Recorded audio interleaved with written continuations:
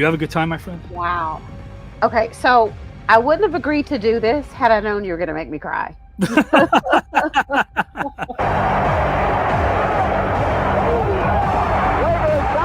Thank you for everything you do, my friend.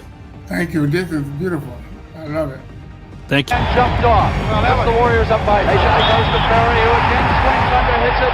He was fouled. Avi is a poet, but he doesn't know it, but his feet show it. You're unbelievable.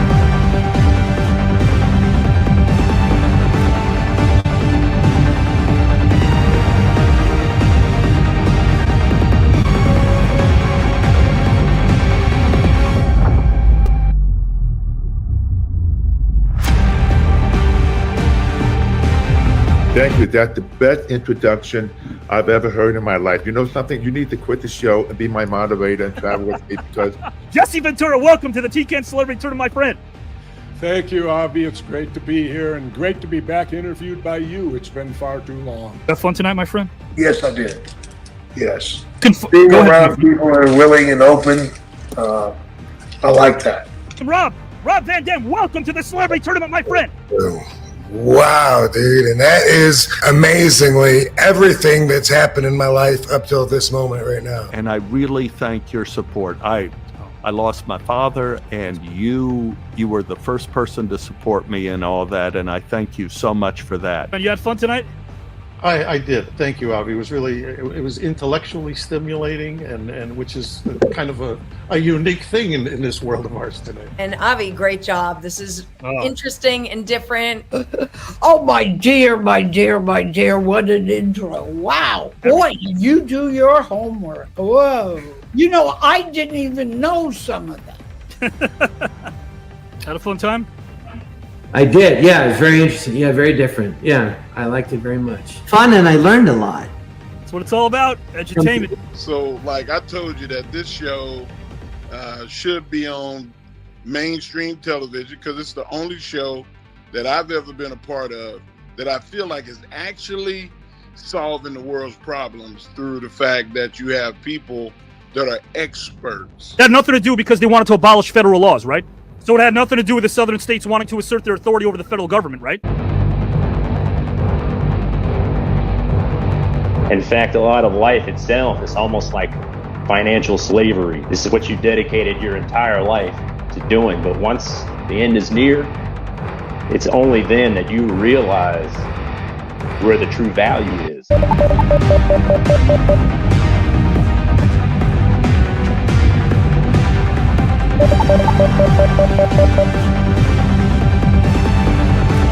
are happy. You have spent an amazing time with your parents seeing a great show. You walk into perhaps an alley. In this alley, a criminal engages your parents. Perhaps he asks for money. Perhaps he asks for pearls. And your father, being the brave man that he is, says, "No, I will not give in to this criminality. I will not give in to your wishes." A struggle ensues. And what happens? Boom!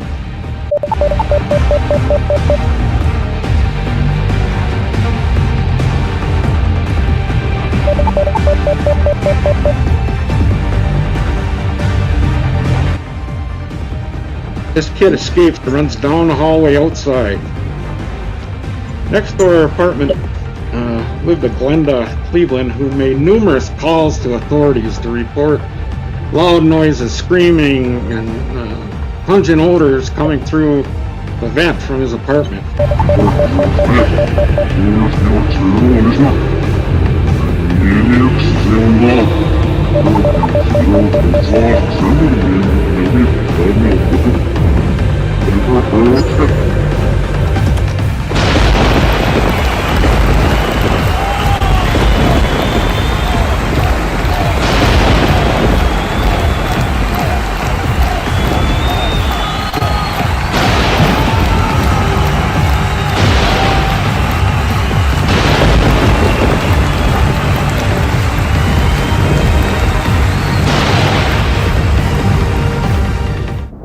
Boom!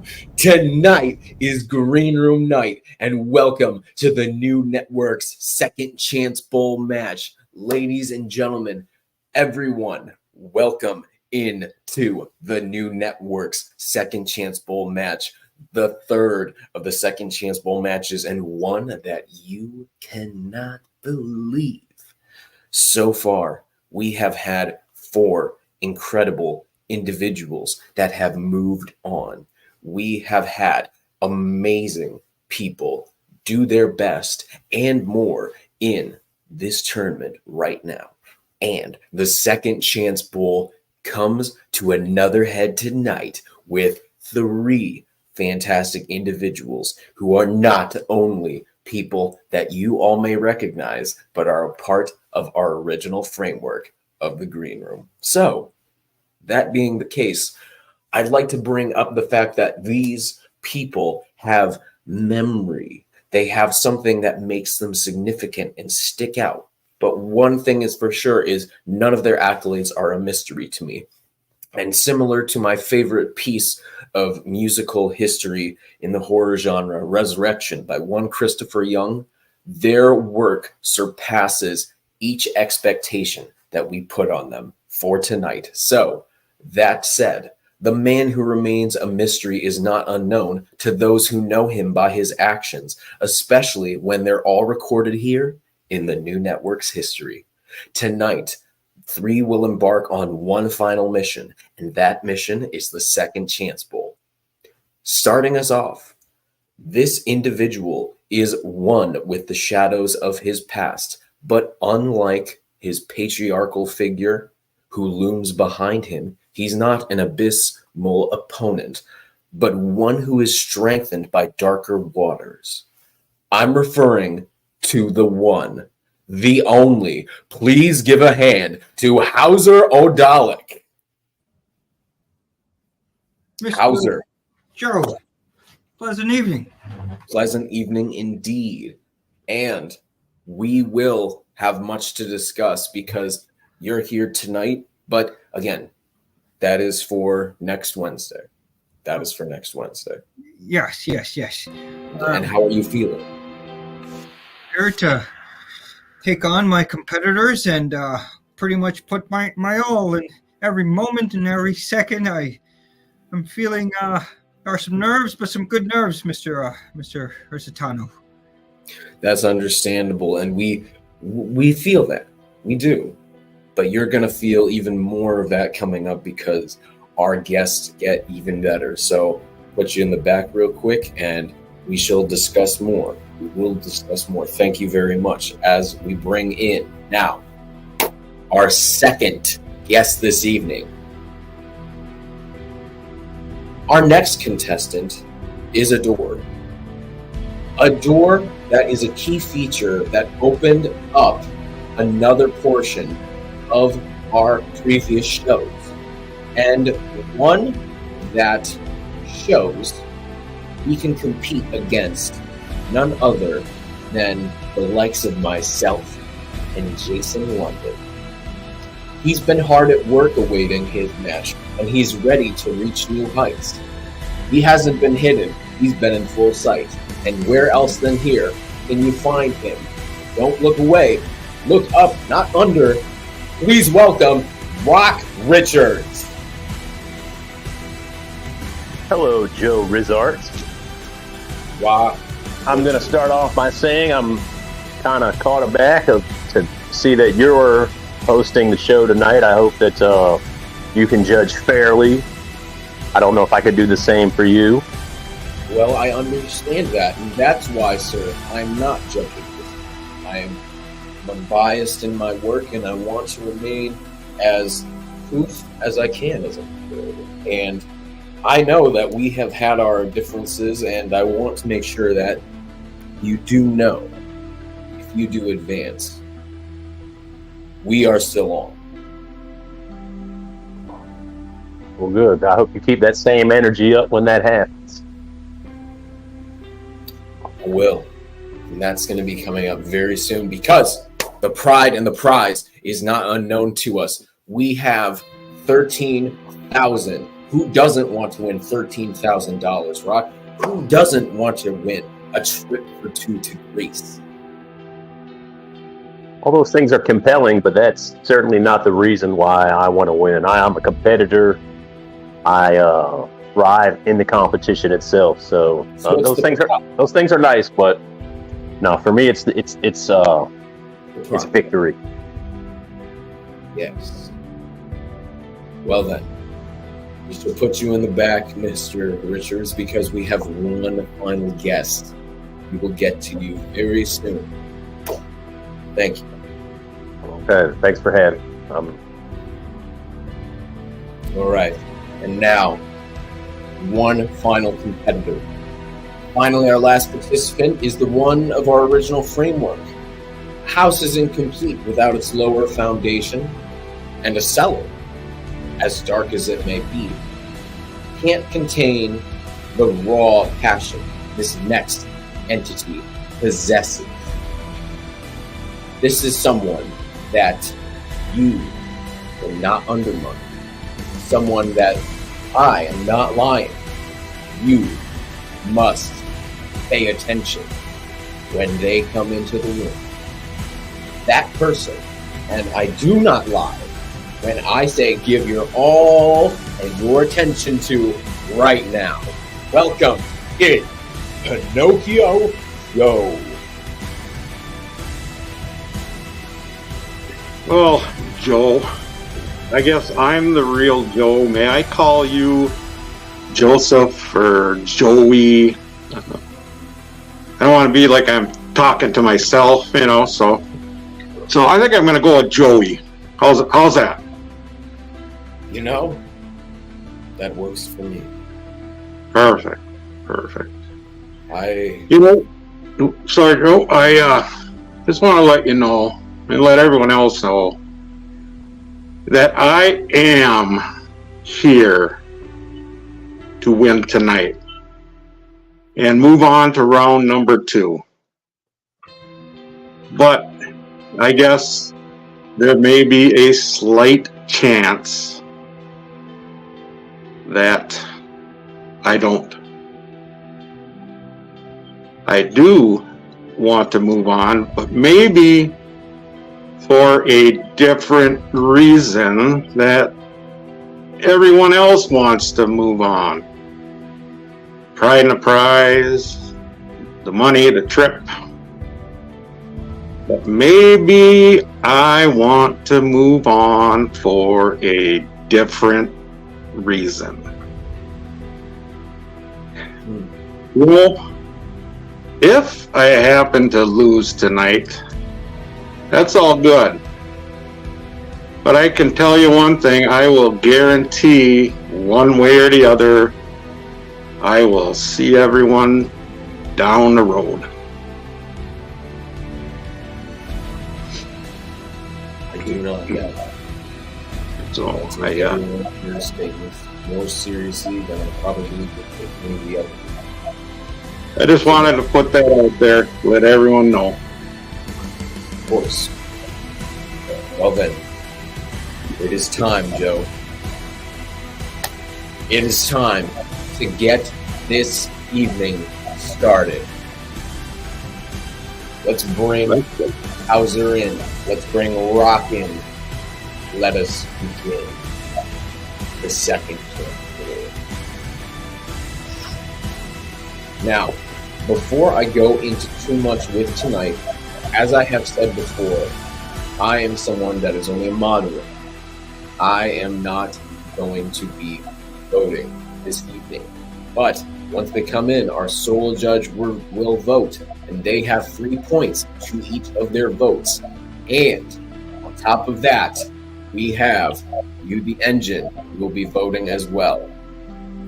How are we voting with this topic specifically and these 2 topics? Well, one, Mr. Avi Klein is going to let us know live in the comments what those topics will be.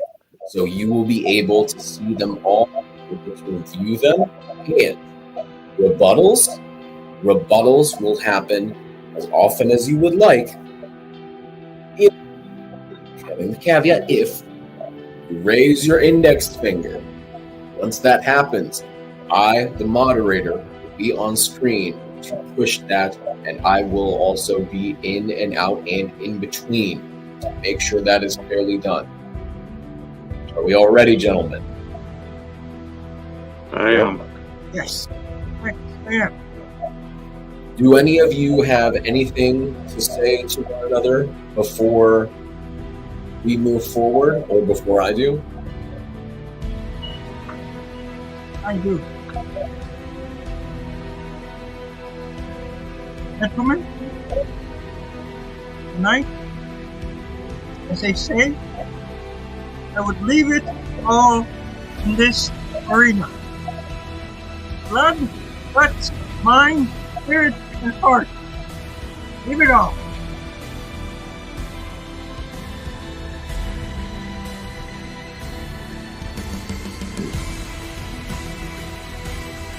Excellent.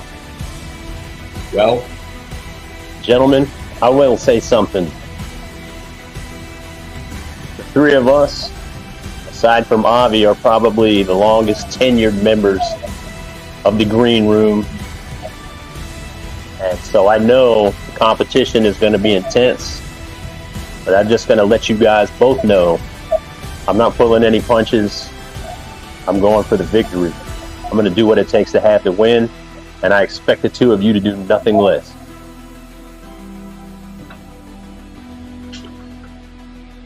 I echo your sentiments, Rock. We have been here the longest, the three of us, other than Avi. And I find it quite unique that the three of us are facing off here in this Second Chance Bowl. I think that was done for a reason, because we deserve it. We've been here from the beginning. And best of luck to both of you. May the best two win. Thank you. all right. Let's get it started. I have goosebumps. Welcome, everyone, to the green room. Never a rerun, never an off. The best of the best are here. Joe R., Hauser, Pinocchio Joe, and Rock Richards. These are three talented human beings.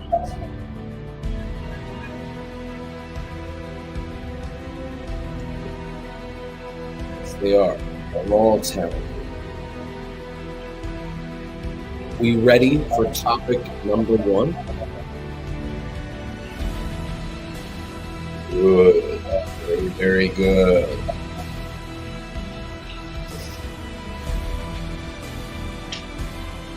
What are we embarking on now? Because this is where we grow. This is going to be where we draw lines. So, here are the rules. Carefully drafted by the one and only Mr. Avi Klein. Bringing it to us live in the comments, ladies and gentlemen. You gotta respect that. Mr. Klein does a fantastic job. I am excited to see what these rules are for this match. Yes, indeed. 2 topics will be discussed by these 3 gentlemen before you. And we will have a specific order for who those go in. Then afterwards, remember, you the engine will vote. After and during, our sole judge will be creating their argument as to who they thought was the best as well in their votes. Yes, indeed. The tension rises, and that's what we love about this specific match here. So, as we get ready, we're going to see what those topics are. And remember, after each topic, the engine will be voting on who resonated most with you. The top 2 vote getters after topic number 2 will advance to round number 2. Very different from our last week's match. That is something that is highly important to note. Remember, no ties. This is where the everything that you have been waiting for comes into play. It's going to be a rough one, so I'm sure that these three can speak for themselves on this, that tonight means more to them than anything else, right?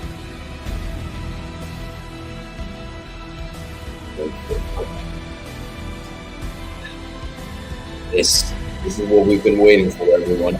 This is the moment that you hope for in the Second Chance Bowl. Alrighty. And two of you will only be the ones who advance to round number 2. So, without further ado, we shall soon see who those will be once we get our topic for this evening. In round 2, 102 Hall of Famers from the world of sports, wrestling, along with Oscar, Emmy, Grammy, Golden Globe, AMA, WGA, and Olympians reside. Many watch and comment, and tonight is no different. They are watching, and they should know that tonight they are the guests. Rock, Hauser, and Pinocchio Joe are the hosts, as this is their house. Who will survive and thrive? And will who will inch one step closer and possibly win it all? Let's kick it off. And boy, oh boy, once we get there, we're going to be rewatching this match over and over. I know I will. Topic 1 of 2. If you could title a horror movie based on the environment, what would you call it? And describe the main horror villain in it and who you would cast to play the lead. Again, for topic number 1 of 2, if you could title a horror movie based on the environment, what would you call it? And describe the main horror villain in it and who you would cast to play the lead. Gentlemen, for our start for this evening, we have Pinocchio Joe. Then we will have Hauser, and then we will have Rock. So, without further ado, if you are ready, Pinocchio Joe, you are up. I had a tough time choosing a person who I am gonna have play my villain. After some thought, I figured it out, and I'm gonna give you a little background on my villain for this topic here. My villain became a law enforcement officer when he was the age of 24. He received many accolades, including Officer of the Year in the state of Ohio. When he was 35, he was promoted to detective slash sexual assault slash homicide division of the Canton, Ohio Police Department. Over his years, he was able to work with hundreds of victims of these violent crimes and also made numerous arrests on this. And by the time he turned 40, so he had been in this profession for detective position for about 10 years. He began keeping a list, private list, nothing that could be traced in, through the department's data system. Oh, the offenders and their crimes. And he did this because he felt he needed to get revenge for all the victims. And he started with the ones that were convicted and sent to prison, keeping his list of their release dates. And one by one, upon their release dates, he would track them down. Not while working, but in his plain clothes. And he would take them captive. He had a little remote bunker stashed away deep in the woods where he would take them one at a time. I'm not talking week by week, but maybe twice a year, maybe. And he would seclude them in his bunker, secure them there, and let them die a slow death, slow, painful death. One, he would starve them and cause them dehydration and die that way. Others, he would, I guess we'll call it, bury alive. He had numerous graves dug and he would bury them alive. And this went on for 20 years. For 20 years. Even after he retired, kept going. But it came to an end. He was killed. And that's about it about him. Now, I'll introduce him to you. He's a two-time Academy Award winner. He was named one of the top 10 villains by the Rolling Stone magazine. He won awards, Grammy Award, in 2020 for his role in The Father. Also, in 1991, for his portrayal of Hannibal Lecter in Silence of the Lambs. And of course, I'm talking about none other than Anthony Hopkins. And the title I came up with, there's two parts. First one that has to do with the environment is Whisper in the Room, which with each of his victims, he would whisper in their ears prior to their death. He would whisper, "Hell awaits us. Hell awaits us both." So that's all I have on that. Anyone have any questions? I see there's no rebuttals, but any questions? I'll field some questions, gentlemen.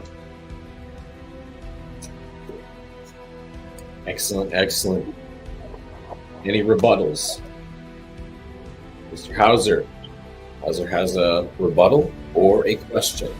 It's more of it's more of a question. How many individuals were killed? 44.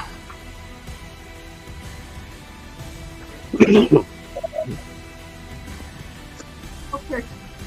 Let's check.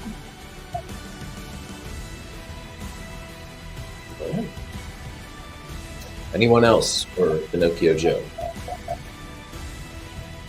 No? Alrighty, then we shall move on to our next person in order. Hauser, Abdallah, remember, this is going to be one of those fantastic subjects titling your horror movie, and also, in the beginning, there was a blank canvas, and these three men are OGs. Give them a hand, everyone.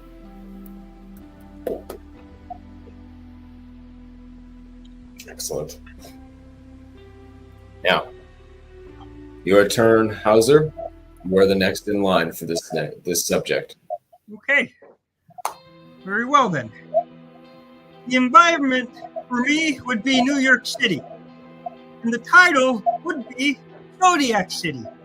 You see, it's a city where you have many different walks of life and personalities similar to the varied personalities that each sign of the zodiac represents. For example, Aries, known to be competitive but insecure. Taurus, sometimes known to be loyal but stubborn. Again, these are pretty subjective. The main villain of this horror film is actually based on a true individual. His name is Alberto Eddie Seta, a man that would become known as the Zodiac Killer, or the New York City copycat Zodiac Killer, hence the title Zodiac City. Now, it was based on an individual from the late 60s who terrorized Northern California, the original Zodiac Killer. However, I took some artistic liberty. You see, in my horror film, really a character study, as well as a coming-of-age story. I want to get into the finer points of what factors come together to create and motivate a killer. So, we see Eddie Seta as a teenager who grew up in East New York, Brooklyn, in the early 1990s. His mother worked, but was also on welfare and wasn't home as much. He's surrounded by drug dealers and crime all over. As he grows up, he doesn't drink or drug. He's very religious. He does well in school, obtained perfect attendance awards. He had a desire to join the military, but eventually he failed. He failed the tests. Eventually, he gets kicked out of school as well for carrying a zip gun. You see, now we're just left alone with young Roberto Eddie Seta, isolated, and many nights lonely and restless, sitting there in his room, perhaps wondering what we all wonder. What is the purpose of my life? But also wondering as he sits in deep, angering resentment. Why have all these institutions and people failed me? The movie has a scene. One night, he sees a special on the Zodiac Killer of the late 1960s. It's late night. He's watching TV.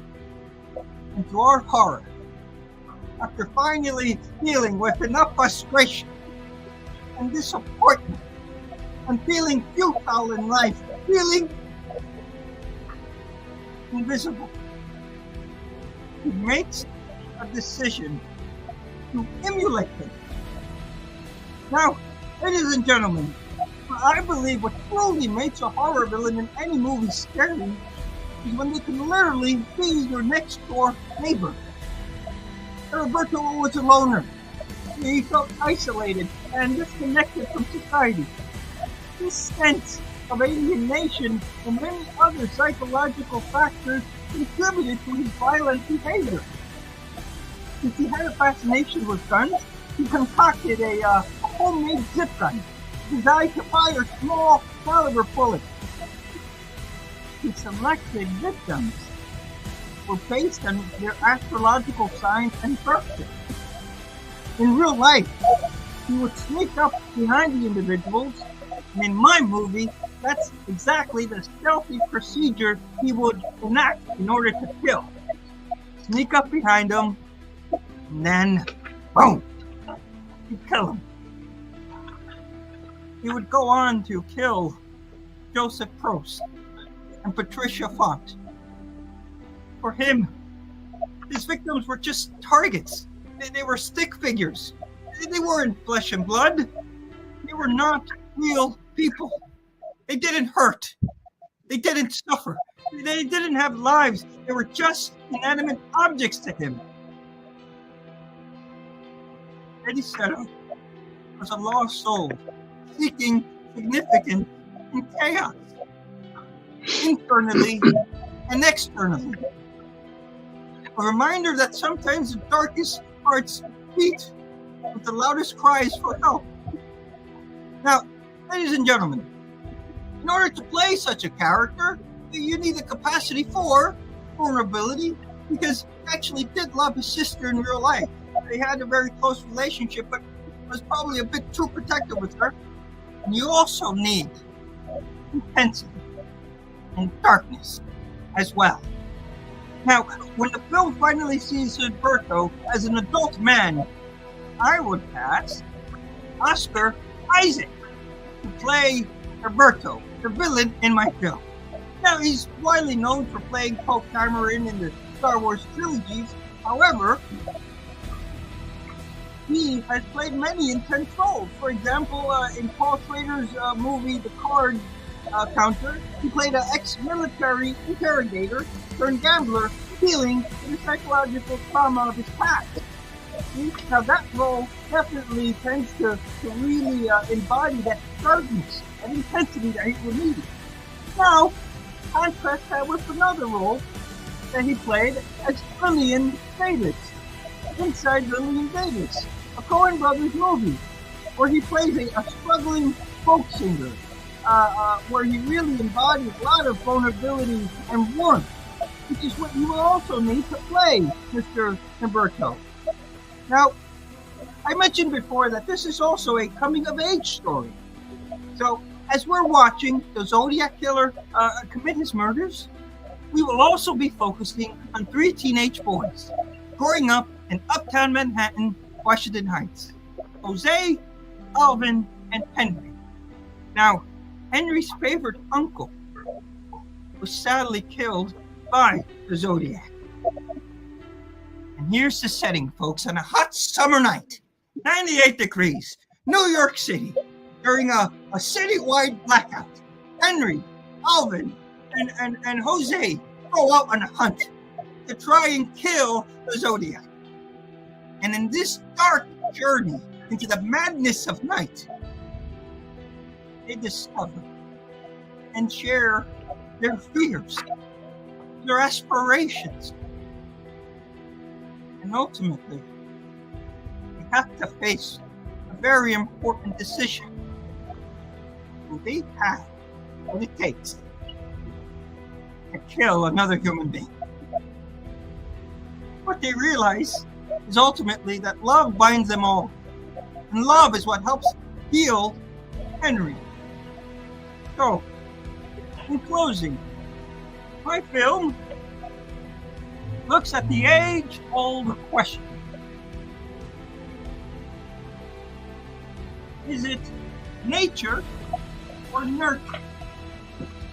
Is it nature? Crazy environment that Roberto was surrounded, or was it nurture? The lack of love and connection he lacked to receive when he was young. I'll leave you with this. There's a saying that nature loads the boat, but nurture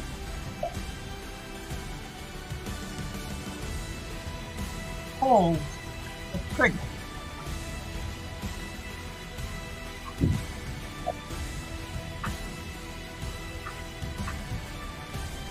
Excellent, very excellent. Do any of you gentlemen have any questions for Hauser or any rebuttals? Hauser, was that like a story that someone's already lived and you just changed the names?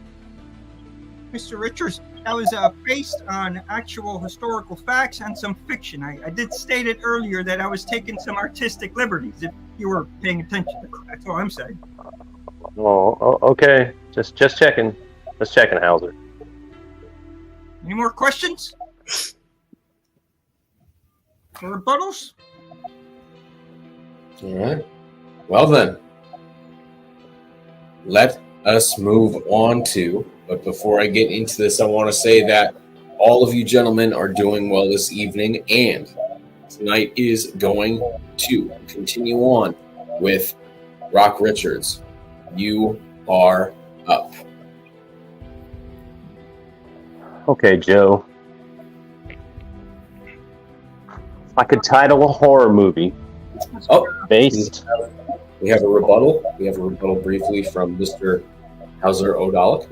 Actually, sir, I would like to talk to you, Mr. Hauser. Mm-hmm. We will get to that. No, Mr. Wednesday. It's something I actually would like to get to now. I don't understand why you were dismissed earlier before in the broadcast. Yeah, Wednesday. Continue. Rock, continue. Okay, before I was so rudely interrupted. Yes, Hauser. Are you good, Hauser? Yes, I'm good, Mr. Richards. Go on. Okay. So, if I could title a horror movie based on the environment, I think I would have to call it The Lake of Reflection. And I think the environment of my film would obviously be a lake, but it would be deep inside of a forest. You see, some of the oldest fairy tales, legends, lore, even stories of horror, they all go back to a time before history was written and a time when history was told. And so some of these stories that we have go back to times that we really have no other record. And because of this, yes, Hauser. Hauser has a rebuttal. If I understand correctly, what's the significance of this lake again? Let me explain, Hauser. It's the lake of reflection. You know what a reflection is, correct? Yes, I do. Okay. So in this forest, the environment linked to so many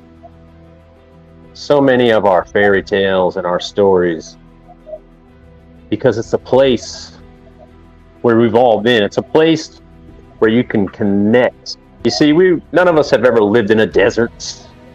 None of us have ever lived under the water. But we've all taken a step into those dark, lonely woods. We all have felt the hair on the back of our necks stand up when the leaves in the distance crinkle and crumble, making a noise, letting you know that you're not alone. But you see, the forest is a place of bewilderment. Even in those ancient stories, the forest has never done anything but show the person who they really are. Show them the truth.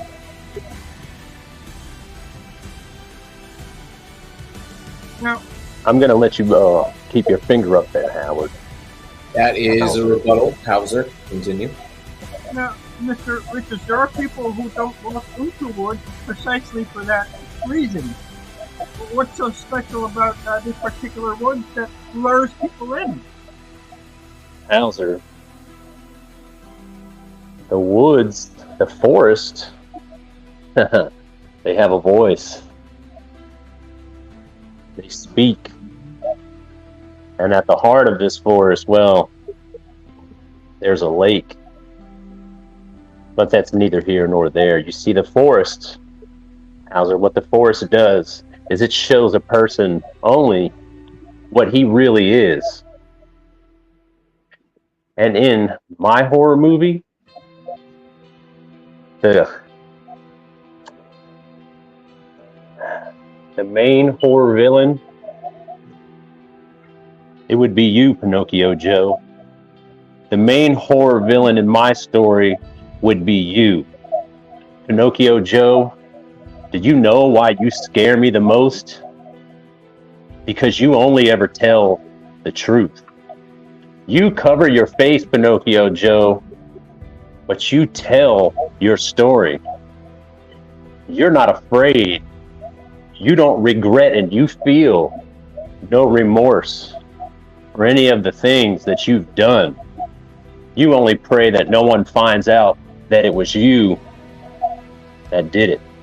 And that's why you would make the ultimate villain. And as for who would play the main character, well, that's easy.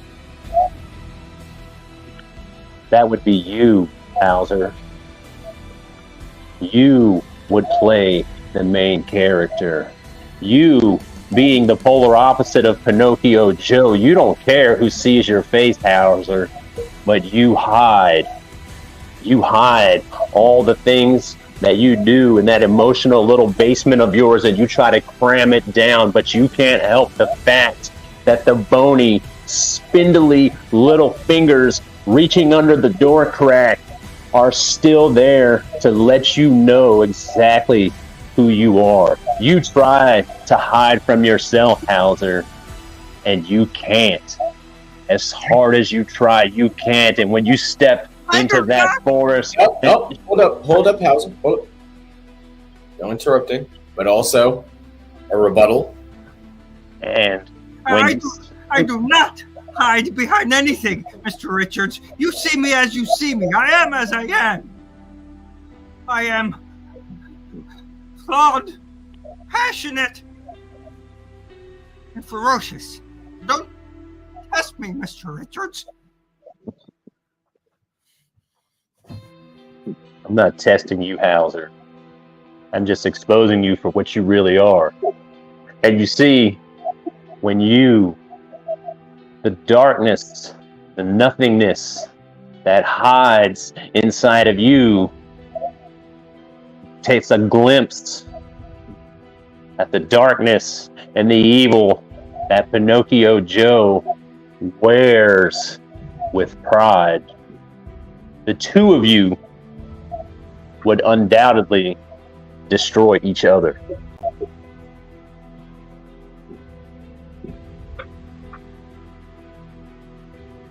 We have Pinocchio Joe with a rebuttal. Rock, I felt when you were describing your environment there that you were in my backyard. I do have a lake in where I roam. I also have swamps. And I can tell you right now, if Hauser and I would meet up in your description of what's going on here, Hauser, you would be in that swamp, buried, left for the dead. So be careful what you say and who you say it to.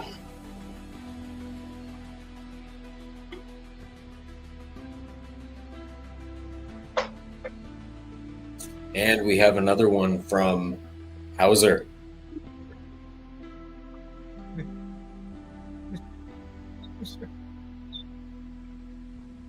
Mr. Joe. Mr. Pinocchio Joe. I'm an individual made of light. You have me wrongly characterized.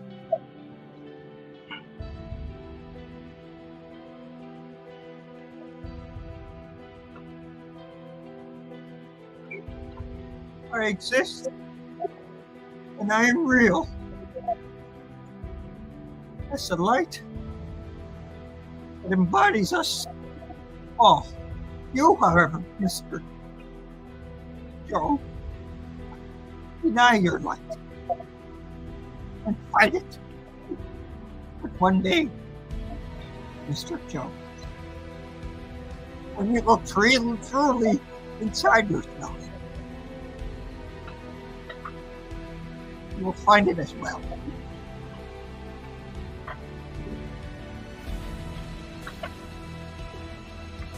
Reading this comment here, it says, we need to find a way through the labyrinth that is the forest of our past and present. Each obstacle, a ghost of your past. Each trail, a choice you have made. Conquer your self-created labyrinth, find the exit. The other side is the life that you were meant to live. If not, you'll perish in the thickets of despair or drown in the muck of your past. Very insightful. Very insightful. And all three of you have been incredibly insightful people. Is there anything that any of you, by the way, which, let's get to this, I want to put out there, just say this, our numbers are growing. And with you three gentlemen, I want to let you know that our YouTube is growing fantastically, because with 60.4K subscribers and across all of our 427 videos right now, including right now, we have 1,713,588 views. And I want to put out there is only in a course of 6.5 months, which is impressive for a channel of this capacity and what we have to offer. So if you see this right here in the picture, letting you know, all three of you and you, the audience, the engine, this is our video set and what we have right now. We also have all of our packages out, and oh my goodness, it is fantastic. 6-figure views. Remember, in only 6.5 months, we have reached fantastic heights and 6-figure views in that short of time. You can get to watch our lives for past episodes. You can see stories that weave, intermingle, and move throughout them, like as life itself and its energy. And you can appreciate all that we have here on our YouTube page. Look at that. And we also have our live that is currently going right now, and these 1K are watching currently. So let's share the heck out of this and also make sure that we keep in check how amazing this is. And that being the case of how amazing this is, do any of you have anything more to say? I do not. Pinocchio Joe, I want to tell you something. And you're wrong. You underestimate Mr. Hauser. And you're not fully aware about that of which he is capable. I don't think he's the type of person you would want to invite to your woods. into the lake, even in your backyard.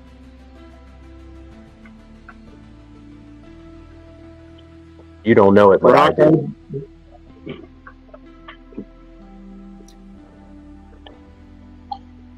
Rock, I appreciate your words of wisdom, but I have learned you never underestimate anyone. The strongest of the strong, the weakest of the weak. You never underestimate anyone, because that's when you go backwards. You fall down. You retreat. And Pinocchio Joe does none of those. Onward, upward, and forward. That's my motto. You know, Pinocchio Joe, you can tell yourself that. Something tells me you couldn't retreat even if you tried. Something tells me that you scorch the earth behind you.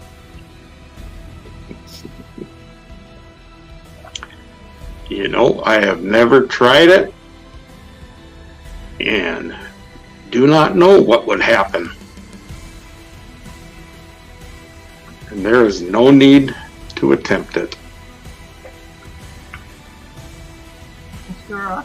Richards, I appreciate the confidence. Don't think for a second I wouldn't hesitate throwing you into that chorus if it means advancing for the second round. Keep that clear.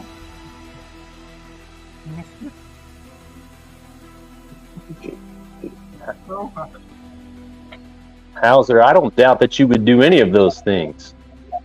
But I think that's the part that bothers you. I think it bothers you that I know what kind of person you are. But with that, Rock, we are at this point where we need to bring in, which thank you all. Thank you very much. We are going to bring in our sole judge right now. And I want to state that they have 3 points. Our sole judge that we have this evening has 3 points that they are able to give to only one of these wonderful competitors this evening. While our judge is voting and explaining their reason, of course, to why they are voting for said person, you, the engine, can vote right now in the comments. Get them up, and we will be pulling them up momentarily. Now, bringing in our sole judge this evening, Giselle. Welcome in.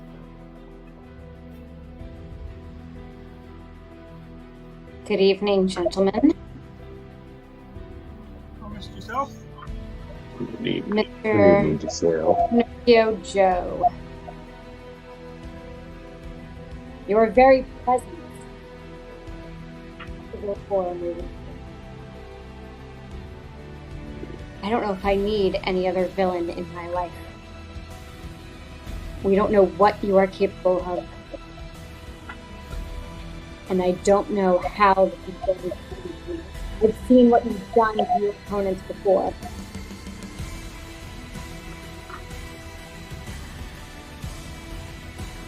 Mr. Odalak.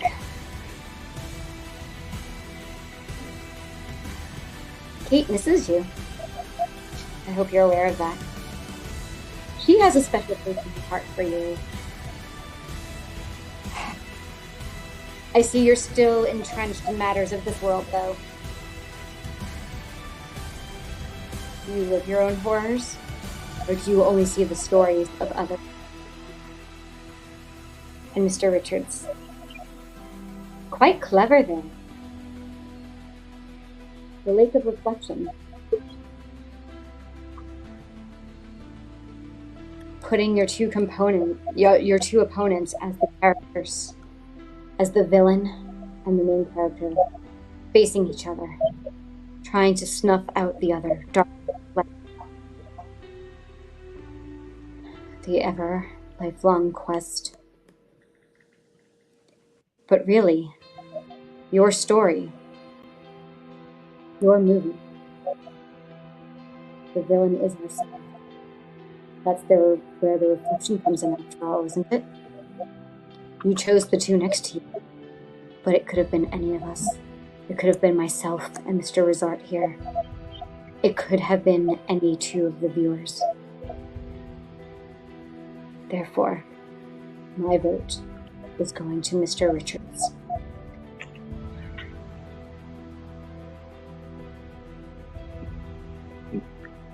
All right. And that is 3 votes now for Rock Richards. So, Engine, it is your turn, and we shall pull up your votes right now.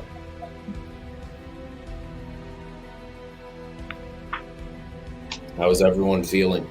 Yes, another choice that needs to be very carefully weighed. Patrick Warren, I completely agree. Chat Top 10 Dixon says, I love all 3 of you, but I have to vote only one. So that vote goes to Rock Richards. Rock Richards, all right. And Jane Dubois says, I vote Rock Richards. All right. The tension is on. Who will be voting this evening? What? A little anxious, Mr. Lusitano. Well, next Wednesday, we'll go into that more. So don't you worry. That anxiety is well-founded. Alexander Texador says, my vote goes to Pinocchio Joe. Thank you, Alexander. Appreciate you for voting right now.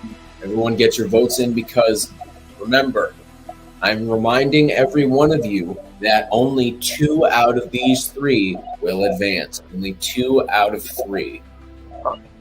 Mr. Rizard, yes. I hate to butt in here, but I just wanted to see if I heard that correctly. Did you just ask a sociopath and a psychopath how they were feeling?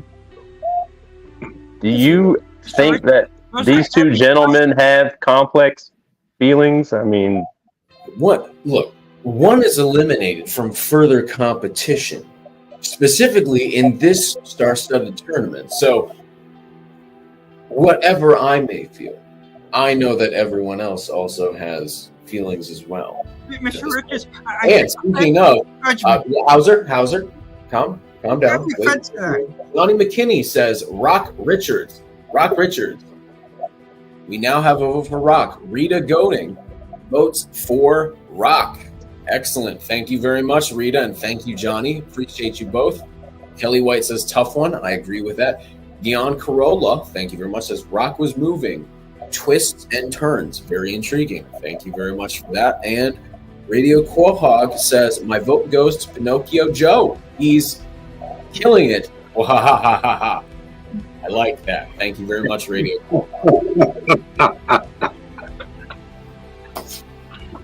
That's excellent. Yes. Julio Negron says, definitely going Rock on this. His held an unseen twist, also intriguingly using his opponents within his story, keeping things original. That was very interesting. I feel that. Larry Lemley, though, says, I am voting for Hauser. The story resonated with me the best. I will not say anything negative about the other 2, though. Okay.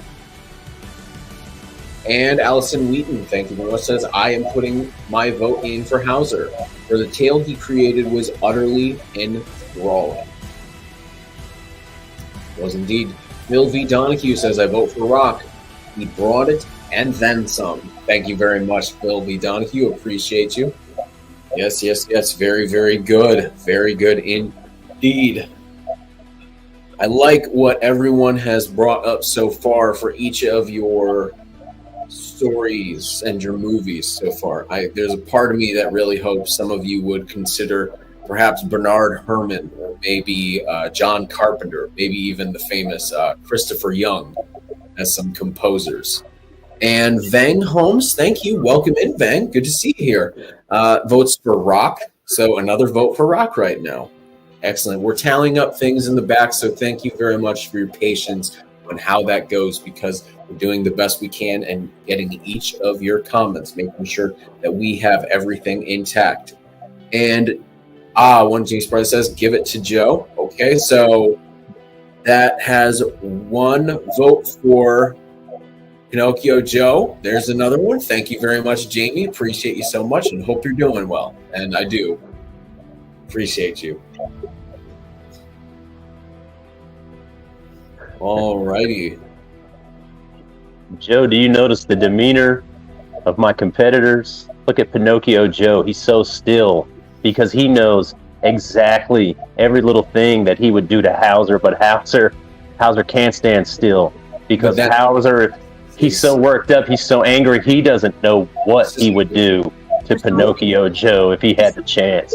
Mr. Richards, you want to talk about not throwing my... We're going to get to that. We're going to get to that, Hauser. My vote is for Hauser, says Patrick Saborin. All three were great in this round. Tough choice, as all resonates in some way. I agree. No, I agree. We're going to get to that because that's true. So, getting the votes in, and soon we'll count this down because I agree, Rock. The demeanor of everyone is high. Tell us, Hauser. Tell us what you would do, Hauser. Ramon says, I shall go with Hauser. Let it out, Hauser. Tell us what you would do. Just say it. Just say what you would do, Hauser. Now, if push comes to shove, Mr. Richards. Yes. Perhaps, just perhaps, some physical action might be taken. Perhaps some decisive words. What? Perhaps I would lead you psychologically and emotionally.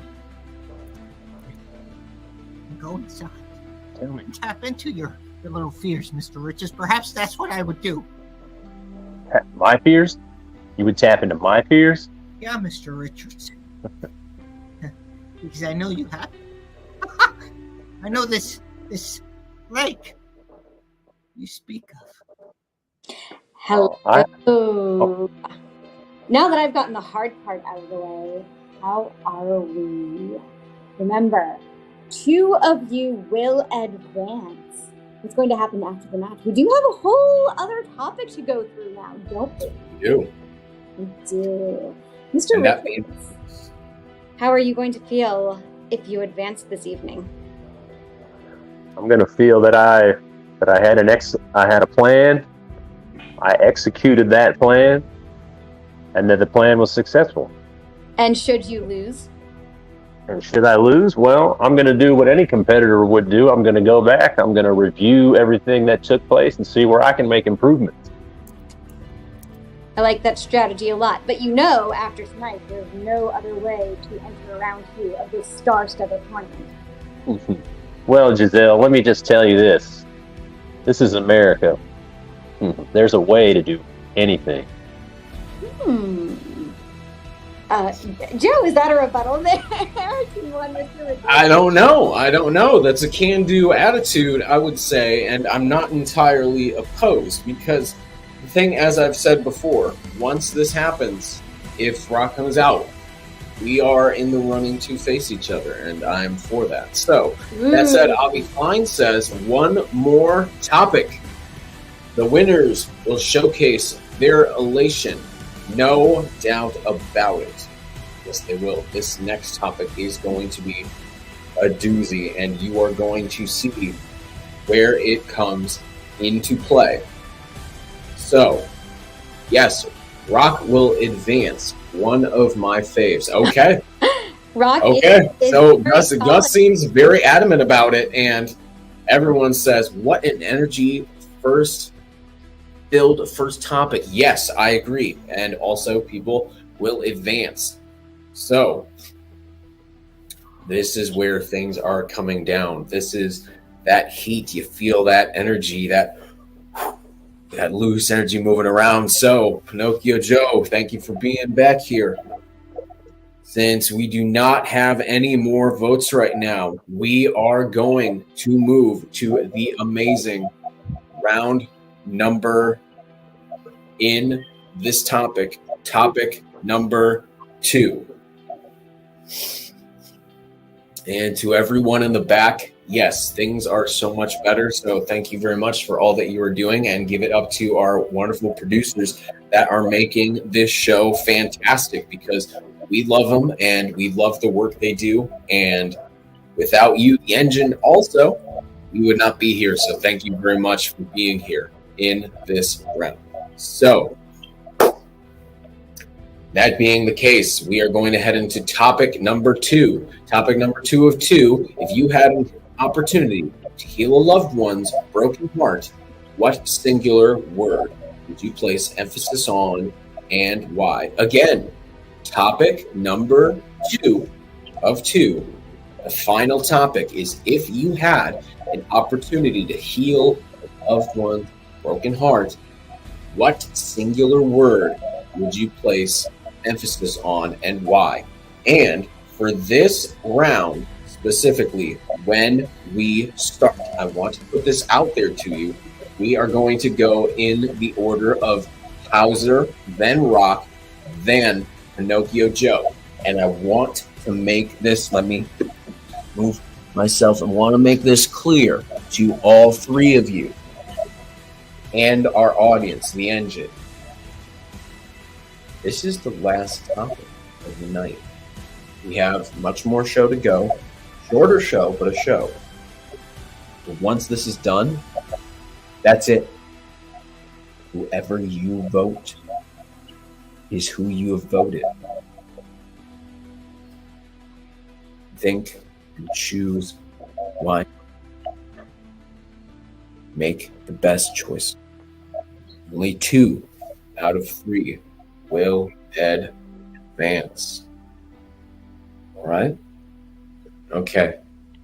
So, 2 will walk away. They will walk away changed men. Yes, that's very much 3 go in, 2 come out mentality. I like that. Yes. And yes, we have a lot of encouragement from our audience in the comments for all of you there. So, built this up. And now, again, we shall go into topic number 2 of 2, which is, if you had an opportunity to heal a loved one's broken heart, what singular word would you place emphasis on and why? Starting off, we have the one and only Hauser O'Dalik. Hauser.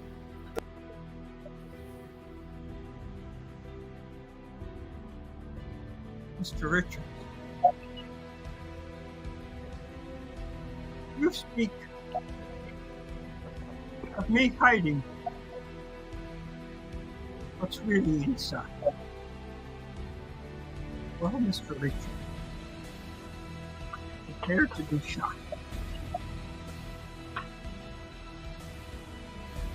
For me, I would use the word faith. And the loved one would be my father. You see, he lost his father at a young age. I believe around 10 years old.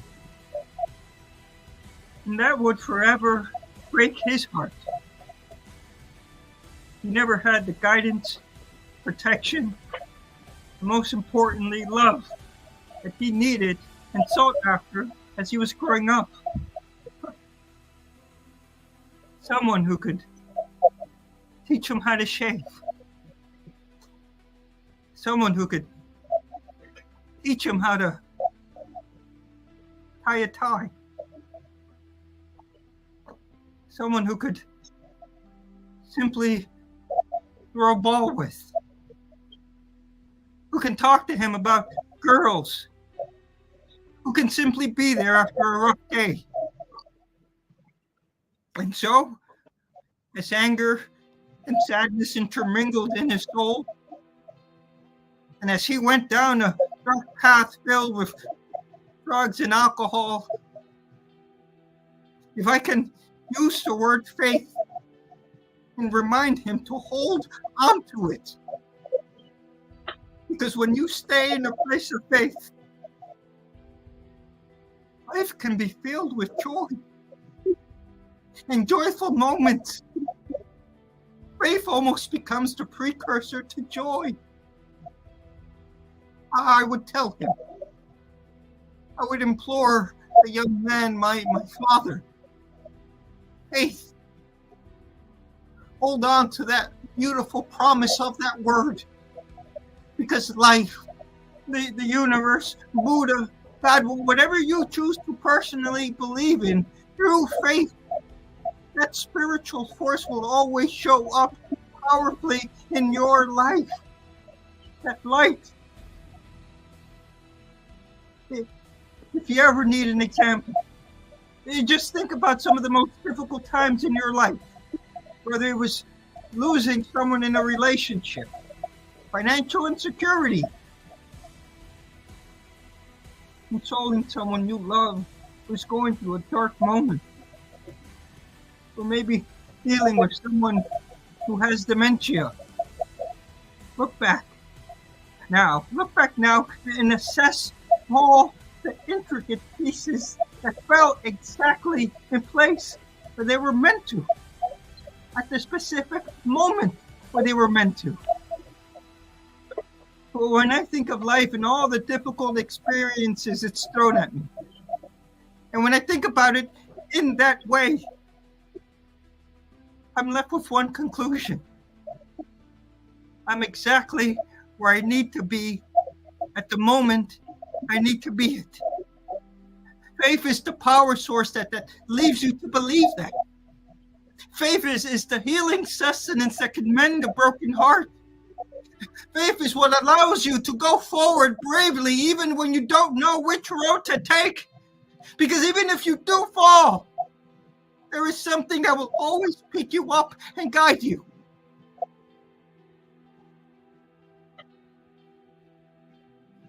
In conclusion, I would tell my father that even in the darkest of nights,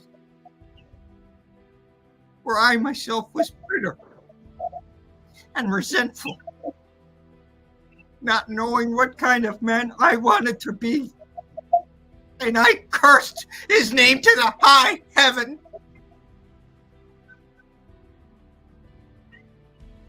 The faith in knowing deep inside that he is a good man is what kept any semblance of love in my heart. Faith.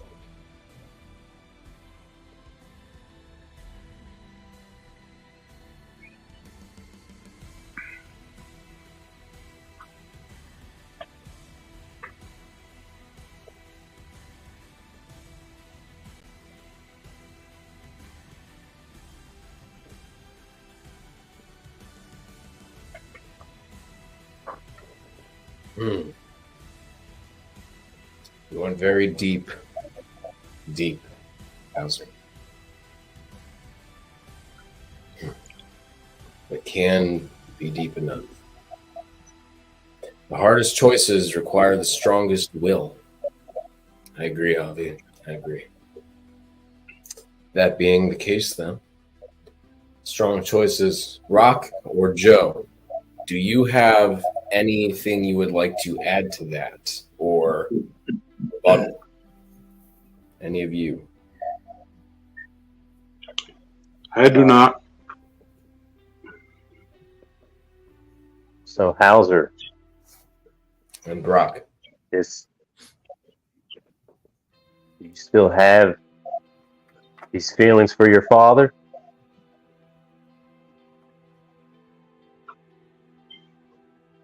Just thinking about him still make you feel the same way?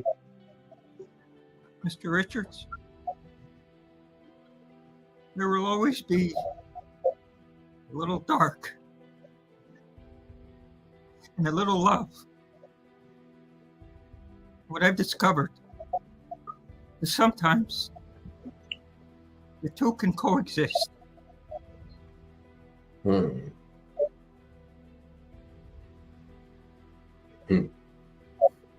Interesting assessment from the position you're in.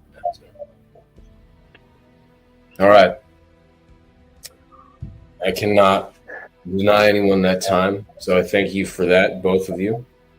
And now, yes, Hauser wowed me. Wow, just wow. Yes, a fantastic night. Well, thank you, Alex. Thank you very much. It is amazing to see this, and I'd like to bring this comment back up again. Our one and only Avi Klein commented that we now have on YouTube currently 1,400 that are watching live right now. So if you ever doubt yourself and you think, what is going on in YouTube land, and am I making a difference? Yes, 100% you are.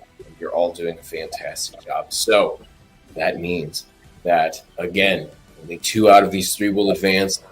Up next, we have Mr. Rock Richards.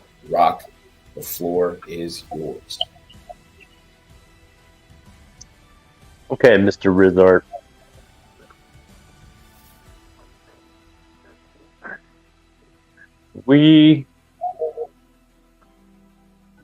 We're talking about healing a loved one's broken heart. I know that I probably have many loved ones with a broken heart, so I'm not going to speak on any one person in particular, but I am going to say that the one word that I would put the most emphasis on to anyone with a broken heart would be time. I think when a broken heart comes from when you love someone or something so much that not having this thing, not having this presence leaves you with a hole inside.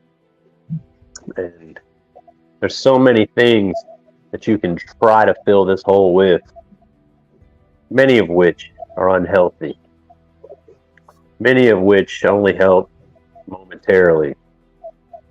But it's only when that wound, that hole inside of you can heal, fully heal itself,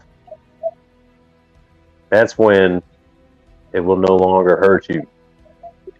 And so I know that this answer is going to be very brief, and maybe not as deep as some of the others, but it really, to me, is the only thing that can mend a broken heart.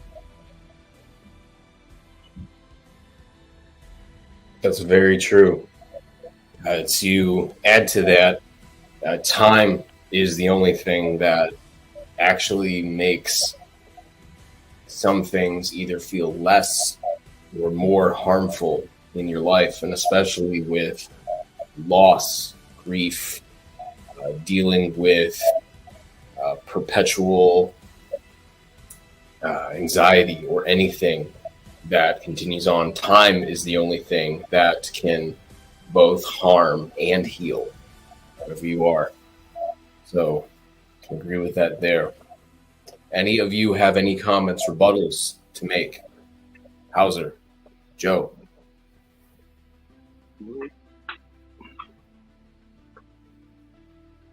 All right. And I do want to bring this up again on our YouTube page right now. If you are having trouble with our Facebook broadcast right now, which is happening for many, watch and comment at this link right here and on our YouTube channel, The New Network, because we are still going, we are still live, and we are here. So thank you very much, Rock, for your statement. I loved it very much with time. And now we are going to move to our final person for topic number 2, the final topic, Pinocchio Joe. The floor is yours.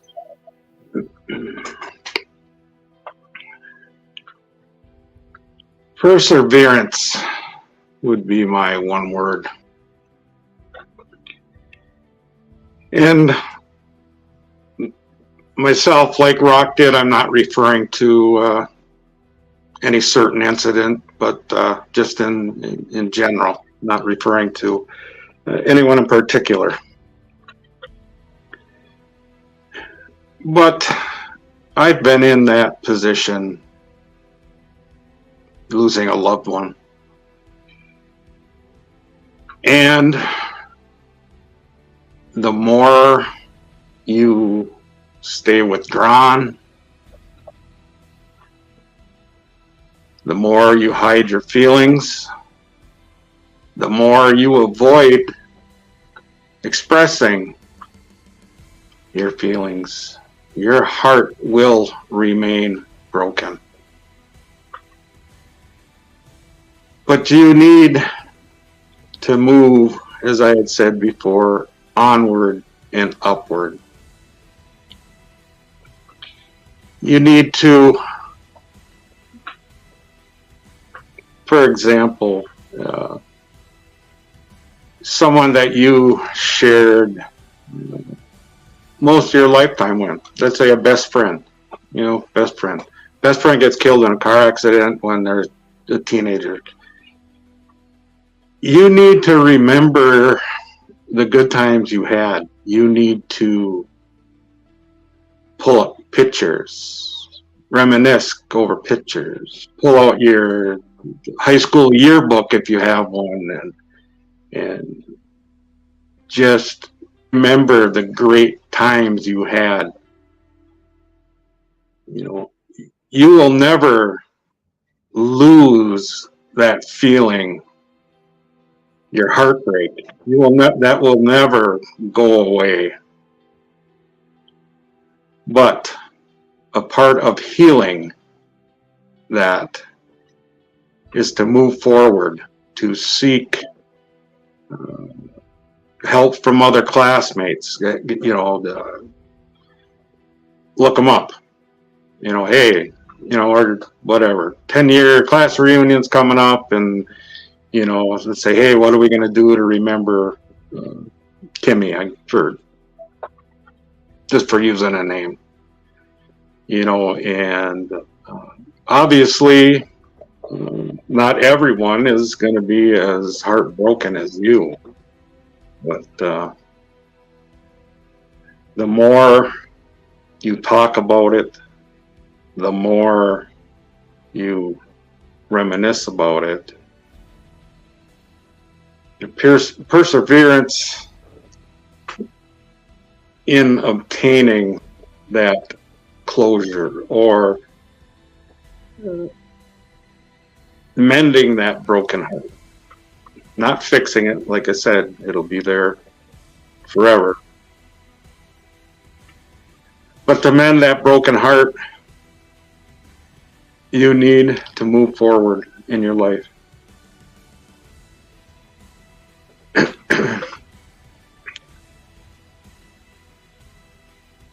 Once upon a time, I'm talking from personal experience, I lost a loved one. And my brother, he's 45 years old when he passed. And I had a hard time, believe it or not. And doing the things I just mentioned, I think about him every day. We used to, and when we were younger, we weren't real close. But as time moved on, we came much closer. We both had families, and looking back at the memories and referencing pictures or referencing good times that you had, with other people present and talking to them about it, definitely helped to mend that broken heart.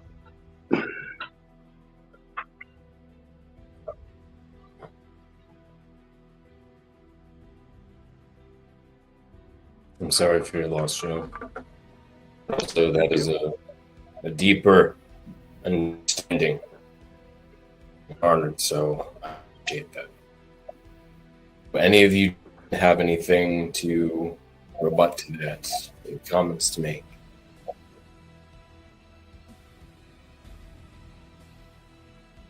Okay. Nope. Hauser. It just occurred to me. Memories, love, and time. Sometimes it's all you need, perhaps.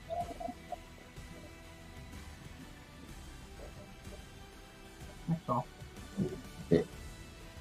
Okay. Well, with that being the case now, we have the hard task to bring in our judge in once more. Giselle, bringing Giselle in, and I want to let you know, you, the engine, remember, it is your time to vote now. We have just gone through the subject of topic number 2 of if you had the opportunity to heal a loved one's broken heart, what singular word would you use to place emphasis on and why? And we are now going to start the voting with one Giselle, our judge, who has 3 points, a sole judge who has the difficult task of judging with this one in particular, that is bringing it. And remember, only 2 can advance. So, that being, gracious me, sneezing back into reality, what is made to happen. You got to have some levity here and there, so I just want to bring that up, and excuse me. Everyone, start your votes now in the comment section for our channel and more, and let us give it away. Rosedale, Giselle. Thank you. Thank you, Joe. We seem to have one topic focused on the darkness and one focused on the light. Hauser, you were born from light, and you chose faith. Is that because you lack faith in your origins and are seeking the word you know most? You know me well. Miss. I've been observant of you. Pinocchio Joe. Perseverance. Moving forward. One doesn't always persevere if one is moving forward. One may still be going through the motions and not the feelings. But I do agree with your point that we mend our hearts when they are broken. They never fully heal, and it always stays with us. Mr. Richards, time. They say time heals all wounds, but it's also not entirely true, because many of those wounds, many of those scars, verbal, emotional, physical, stay with us. Think back to your childhoods.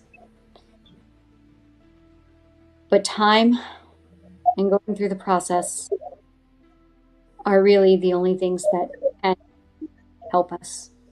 And we can be there to support someone when their heart is broken.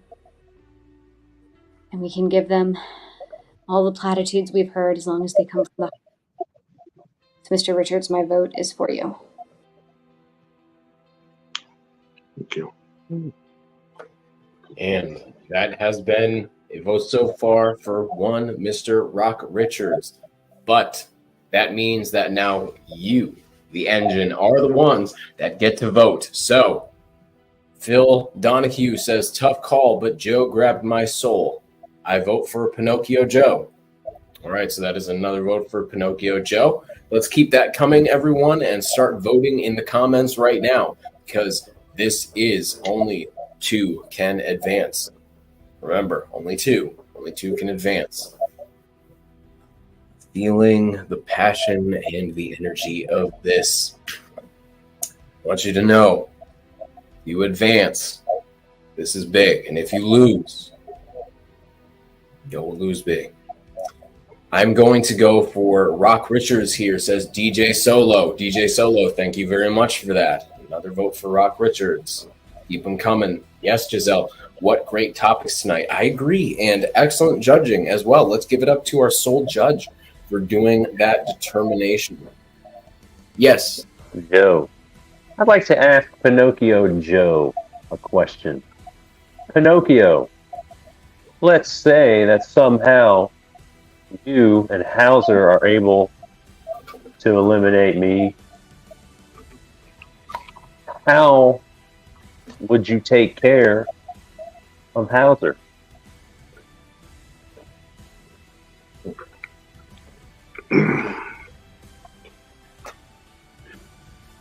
Take care as a little more explanation on your take care. If I'm no longer in the picture, how will you eliminate Hauser? Gotcha. You don't have to answer that, Mr. Joe, at all. I think the audience wants to know. I think the audience wants to know, Hauser. I'm interested. You know, I when we started tonight, I told myself there would be no violence. There would be no direct threats. And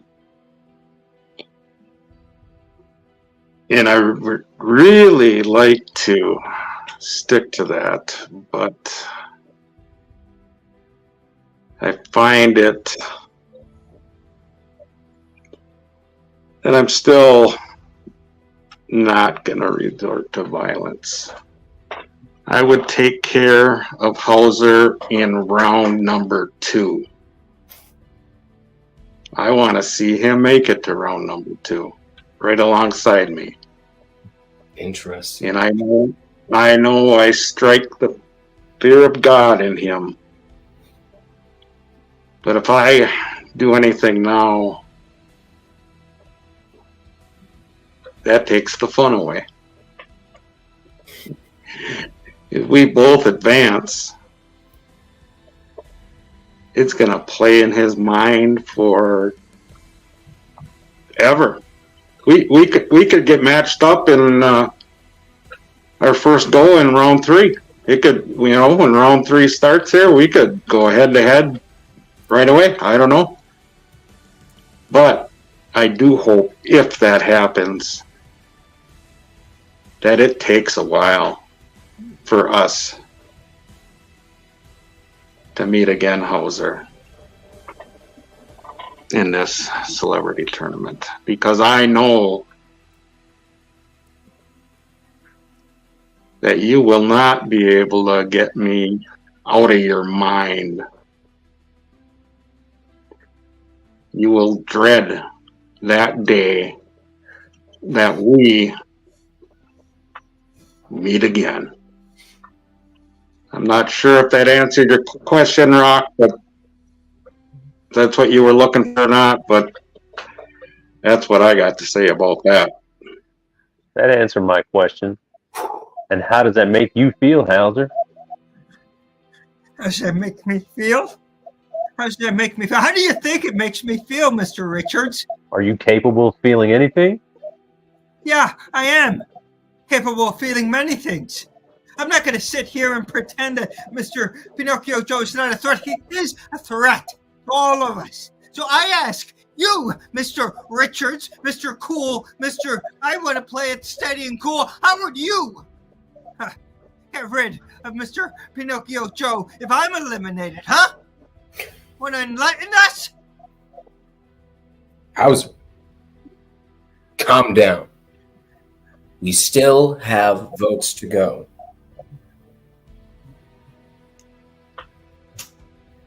Remember.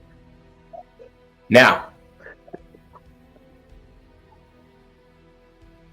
answer the question, Mr. Richards. Are you too scared, huh? You can go ahead, Rock. You want to know how I would take care of Pinocchio Joe? Well, you see, what I would do is I would find someone that likes Pinocchio Joe about as much as I do. And I don't exactly know the big $5 scientific term for what it's called, but you see, I would do something that, say, would pit the two of them against each other. And just when, let's just call this other person Hauser, when they rip and tear each other half apart, and when Pinocchio Joe barely survives with his own life, well, then I would just come in from behind him and cut his throat.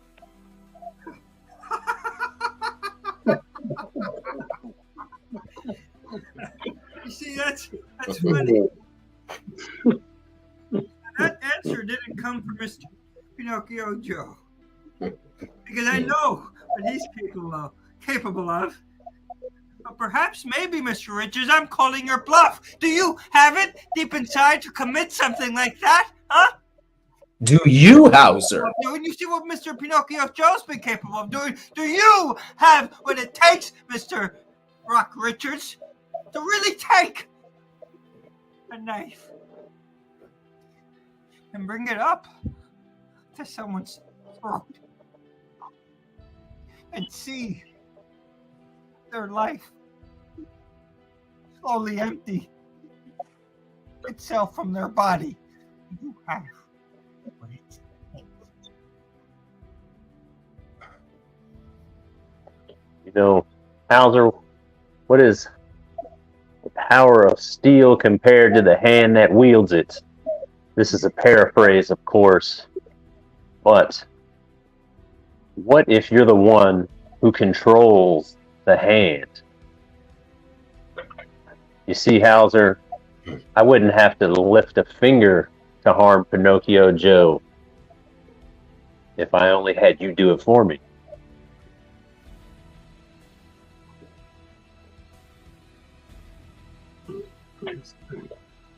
Richards, I like the way your mind operates sometimes.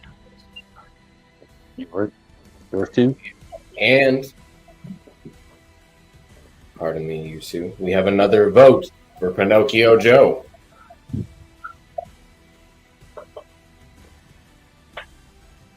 And with that, tallying up the votes in the back, while they hit all the nails on the head, I think Pinocchio got this one. He hit some key details and framed things very well. I agree with you. I vote Hauser again, but again, all three resonate heavily. All amazingly humble experience so far. All three are dropping heavily the artillery. Okay, I appreciate that one. All right, another vote for Hauser. Let's keep counting votes. People in the back looking through the comments. Pinocchio Joe is a huge threat. I agree, but is that a vote? I have to vote for Pinocchio. Again, he's drowning his competition with his words. Love that. Thank you, Ray Quahog. Another vote for Pinocchio Joe. All righty. And we are waiting to see if there are any more votes. Any more votes? I'm going to vote for Rock Richards. Thank you, DJ. Appreciate that. Another vote for Rock.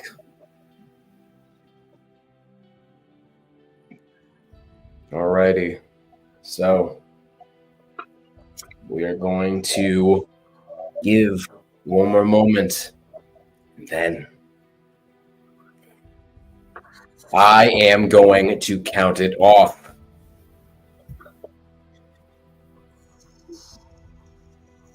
You feeling that, gentlemen? Yeah. You feeling that tense energy? Yeah. Kelly J. White Cage, the human nightmare, says, "It's against my nature to vote for someone who won't show their face. But, to be fair, I have to vote for Pinocchio Joe on this one."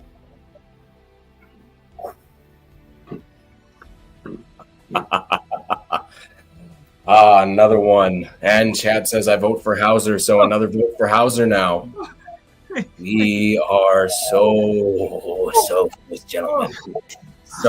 So incredibly close. So incredibly close. And Hello.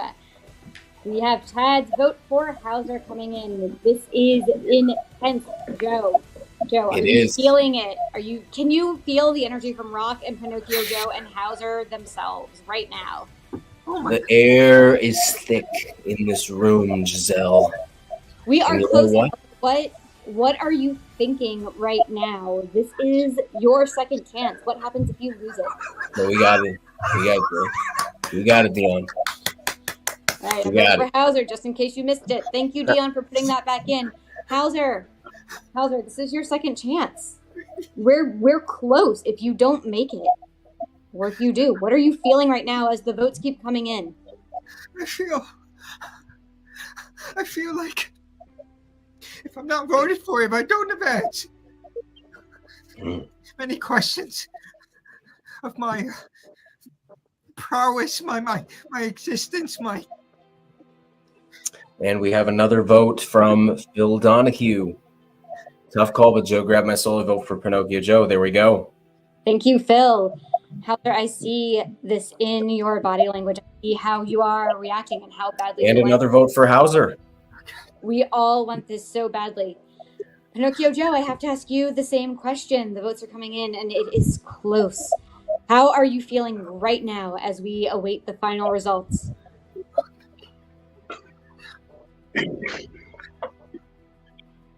I don't want to say anxious, but I guess that would be the best way to explain it. Just so I can find out my next step. All right. And Mr. Richard, same to you. As the votes are coming in, our final votes of the evening, as they are coming in and we are counting them, this is your second chance. How are you feeling right in this moment? Well, it's really hard to feel anything right now. I'm looking at Hauser, and I'm wondering what's wrong with him. Hauser, have you ever won anything in your entire life? Is that why you're so nervous right now? This big, Mr. Richards. You understand? That's it. After this, you're gone. That's it.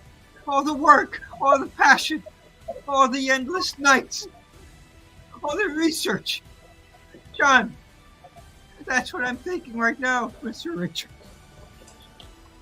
One of you will. I'm sorry. I didn't mean to cut you off, but yes. The anticipation it's a little indescribable right now. I mean, to kind of, to let the smoke clear and to see what's in front of me right now and what's on the line. Yes, there's a high level of anxiety, anticipation. Let's get on with it then. Let's get on with it. Remember, almost as nervous as I was for my own matches and competitions. One leaves to advance. Remember, one leaves to advance. And before we count this down, remember, this one will be eliminated. Two will move on. Joe? This is where it all comes down to it. Do the honors. Count us down on this second chance bowl match. No, wait. Hold on. This is going to be the big moment. Hauser? Everything that I ever believed in, everything that ever made any sense is to exist, to be real, to be validated. And if I were to win tonight, that means I'm validated. That I mean something. That my existence means something. That I've resonated. And from day one, that's all I ever wanted. And if you lose, does that mean you're obsolete?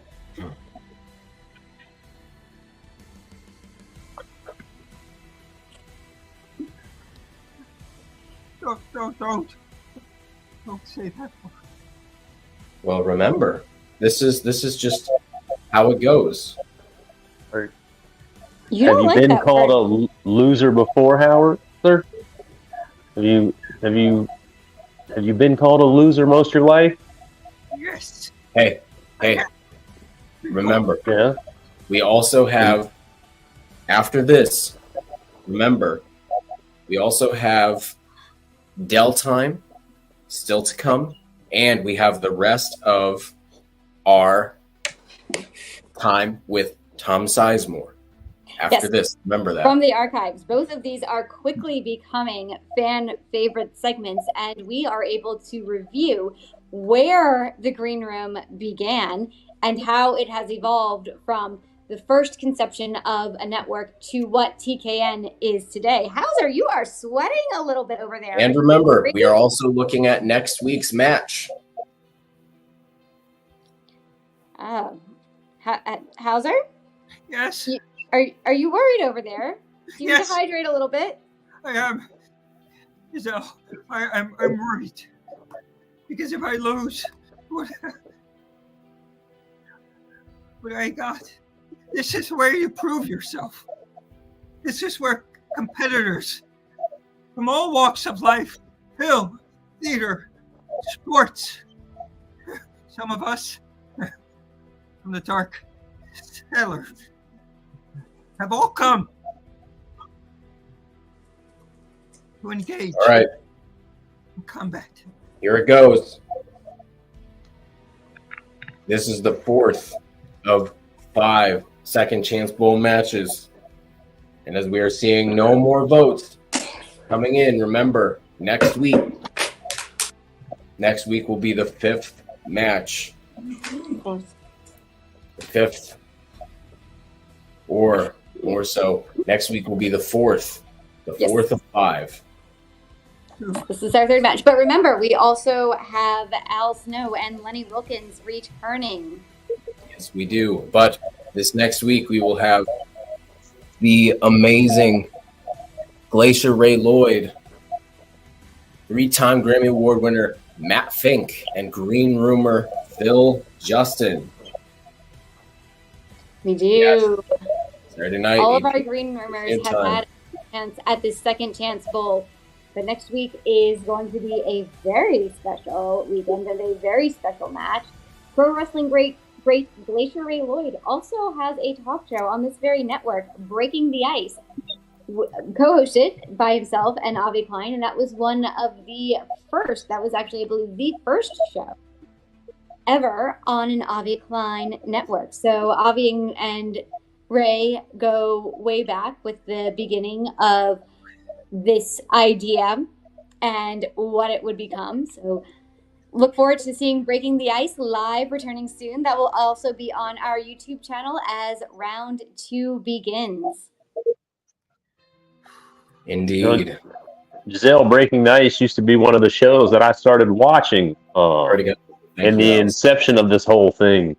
I used to really enjoy going on there with listening to Ray speak. I believe there was one of my favorite segments was Ray's Reels, where they were talking about different segments of Hollywood film.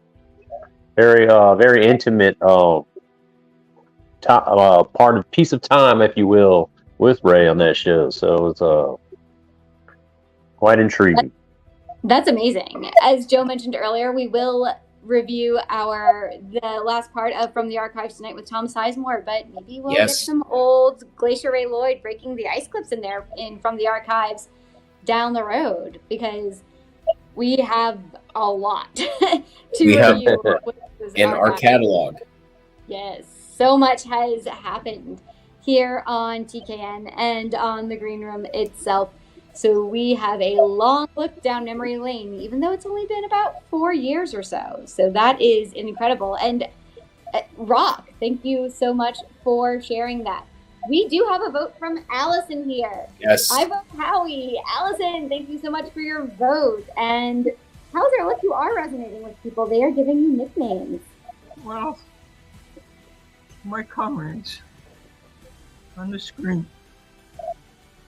And this is, as they say, a shoot. And we have another one from Joey Timer for Pinocchio Joe. All right. Do we have any more votes coming in? Viewers out there, let us know on YouTube land. Let us know who you are voting for, who resonated with you, which word you enjoyed. And we are showing them all. We are. We've got them coming up. DJ Look. Solo, love the archives. From the archives is awesome. I told you this was quickly becoming a fan favorite. So, let's get there. To my comrades on the screen, as I say, this is a shoot. I will go to the nether regions. I will go to hell and back for these gentlemen on screen. Not for 1 second does that mean I don't want to win. Because I do want to win. You understand? Win or lose, these are the gentlemen I would want to do it with. Well, thank you for that, Hauser, because right now, 10, 9, 8, 7, 6, 5. We're getting close. 4, 3, 2. 1. With So, the votes are in. gentlemen, with 14 total votes, in first place is the one, the only,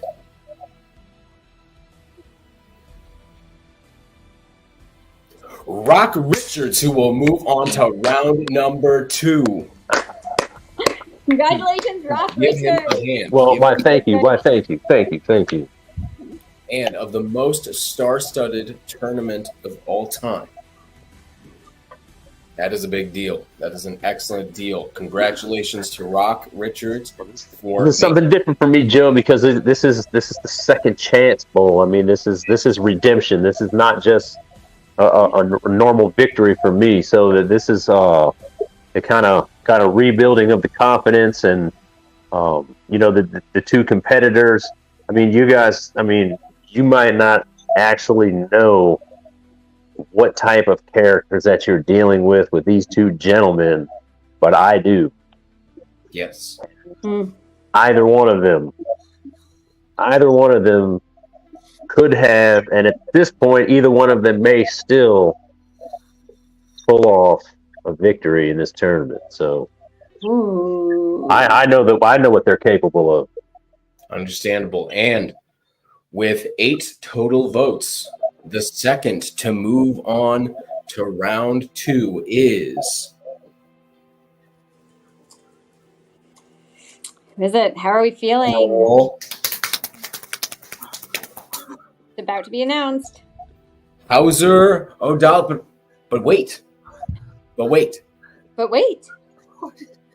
With 8 votes as well.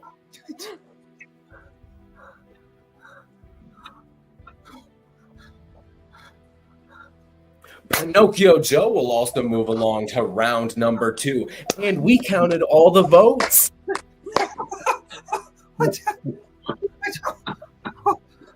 Right here on screen. We have counted the votes. 100%. You have seen it. And look, we can't plan this kind of thing. This happens in real time. You, the audience, decided. So, Hauser, Pinocchio Joe, let's bring that energy because you all won this evening. You all won. You all won. Yes!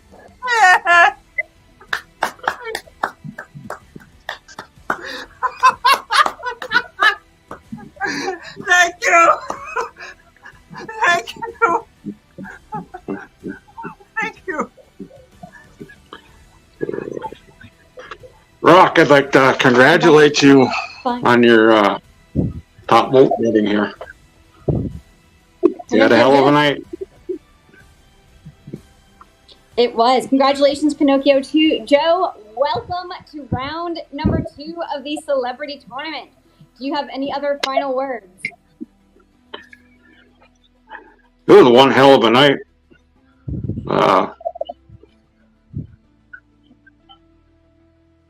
wasn't counting votes. I knew myself and Howard were close, but I see it only fitting that we both move on. We both had a hell of a night. Almost kept up to Rock, but Hauser, until we meet again, it may be sooner than you think.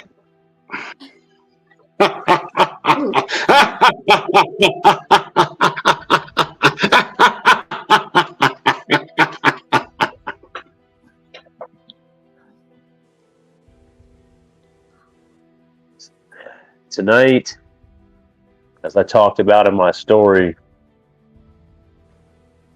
about the forest showing you who you really are. Well, facing off with Hauser, facing off with Pinocchio Joe's, the one thing that the forest does to you, it shows you who you are, and it shows you what you're capable of. And frankly, these two gentlemen, they scare me. They frighten me. And that has shown me a reflection in the lake, if you will, show me my true self. And it shows me the levels to which I'll stoop to be victorious in this tournament. I'm going to do whatever I have to. I'm going to do what it takes. And I will be victorious.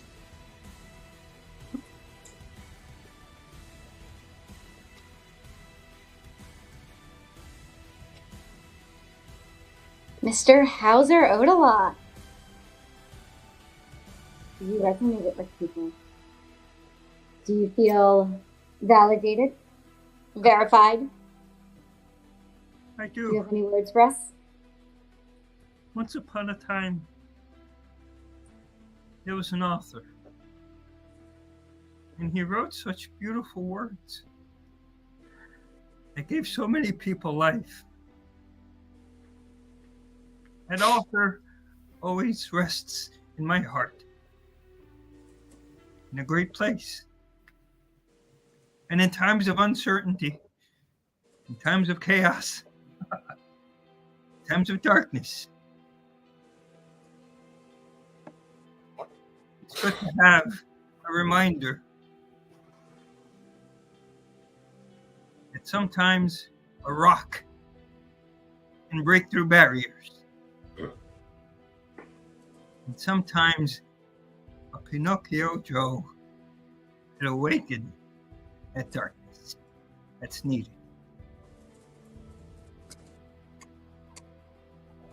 Great job, Hauser. Welcome to round two. And Welcome in. exciting night. Oh, I can take a breath now. I can take a breath.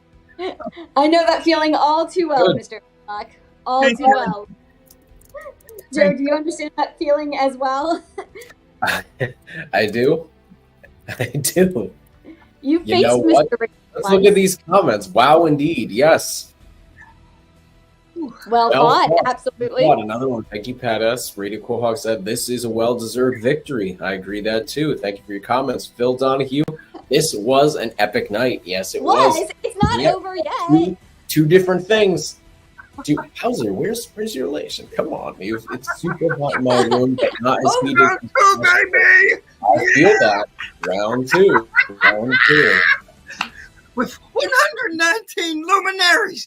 I mean, guys, from the world of film, TV, theater, who am I going to go up against? Exactly. I don't know. Yarned it. Oh my gosh, all three. And are moving H, thank forward. you. Oh my gosh, all three are moving forward. Thank you very much. Yes, they are. Blast from the past. Always great to have you on. And also, thank you, Miranda. Thank you very much. We love you. We all love you here. Just wanted to let you know that's from both producers in the back and us here. We love you and hope you're doing well. And welcome back and good to see you. And Chad Dixon, the second round just got that much more all cap. dangerous. Yes, I agree. The forest has its own voice. Yes, it does. Absolutely. So will the lake very soon. So yes, I love that. Yes. Yes. I mean, Bring your comments up. Thank you very much. And viewers never miss Wednesday night or Saturday night TKN show. They only get capital better. They do, Dion. They do. Dion. And that Wednesday night, Dion is referred to is the Black Box. Go. Congrats. Cow. Yes. Love it, love it, love it. That's what these Saturday nights are about. Larry Elvengan says that is crazy, which I guess is fitting for the two of them. Yes, it is. It is fitting. Wow, congrats, Pinocchio Joe. Yes, one more time. Congratulations to all three of you. Awesome and talented gentlemen. They all are absolutely rock. Nation, Rock rock, Rock. Where's Rock Rock? Rock Nation. He does. I mean, Hauser, take this victory and enjoy it. I will, Radio. I will. But Joe needs to understand that sometimes the bully needs to be reminded of why they are doing what they are. When fear becomes your enemy rather than your friend. I agree, Pinocchio Joe. Yes, indeed. Thank you for that. That was, speaking of friends, because I like that you said that. We honor those here and those from the past. So, those that reside in our hearts always. Let's get there. Beautiful place to be. The heart. Wonderful time.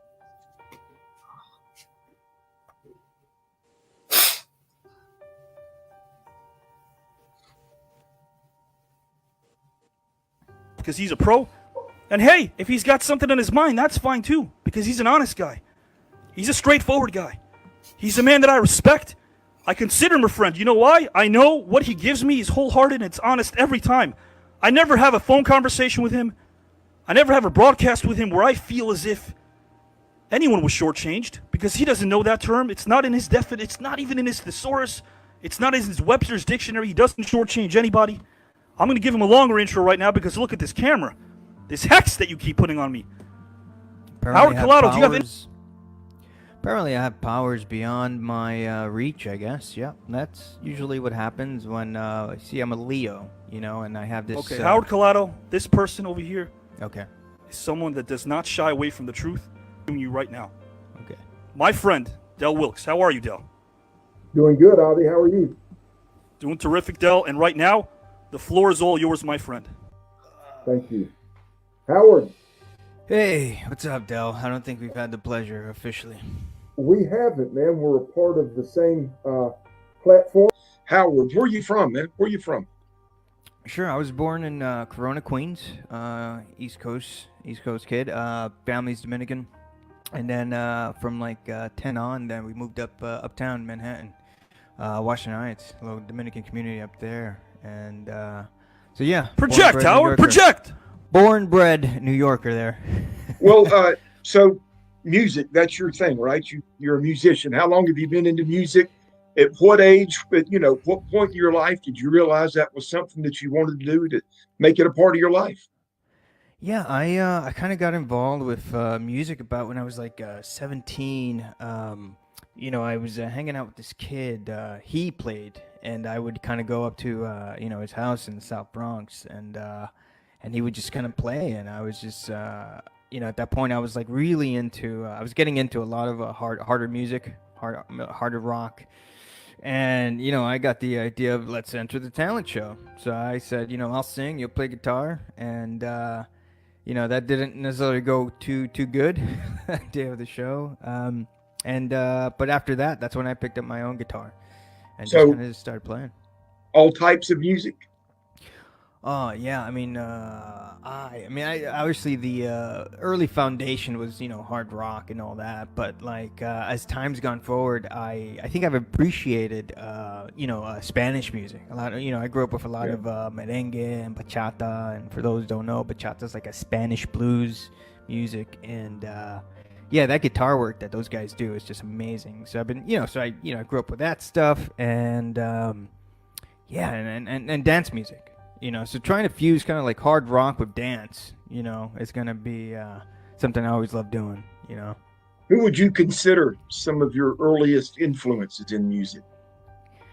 I was a mid 90s, late 90s kid. So, the whole grunge stuff, Nirvana, all that stuff. And then, I jumped onto Pantera, and A host should project. Project. Really good. Am I not projecting enough, Avi? I got this thing going. Okay. Sorry about that. So yeah, so Pantera, and then I got into an industrial band called Fear Factory. But also another influence is, I'm also a theater kid. So there's this great theater practitioner called Arto. Why is his name just not coming to my mind right now? Anyway, long story short, he just had this theory of theater that was about, giving you an extreme to the senses. Now, obviously, a background and a love for the arts, for music, things like that. Any athletic background? Not really. Actually, recently I started taking boxing. Yeah. I've always loved. My dad was a big boxing fan, and there goes Avi again. So I started taking some boxing, and I really am loving it. Just the workout that gives you, the psyche that you gotta have also as well when you enter combat. Is one of the things my trainer always talks about. He talked about if you're gonna engage in real life, he says you really have to kind of let go of that mortal coil. Right. It's really intense stuff. Yeah. Well, let me ask you a question. Yeah. And you think that you are qualified and should be the host of the Green Room? Is that right? Am I thinking correctly? And that's your line of thinking, is that you should be the host of the Green Room? You're thinking that way? Yeah. Well, Howard, you don't get paid to think, because that's an asinine idea. Okay. Because I have kept up with some of the things that's been going on lately. I've watched a little bit, and I've also heard a little bit. And your behavior over the last couple of weeks is not befitting a man that can co-host or host a podcast, I should say, or host the Green Room, one of the fastest growing podcasts. I did, and I'll be honest, and I'll own it, because that's something I feel like a lot of people don't do these days, own their own behavior. And so your psyche warrior didn't kick in then? Whatever this boxing guy's teaching you, your psyche warrior to control the conditions and your surroundings. Where was that?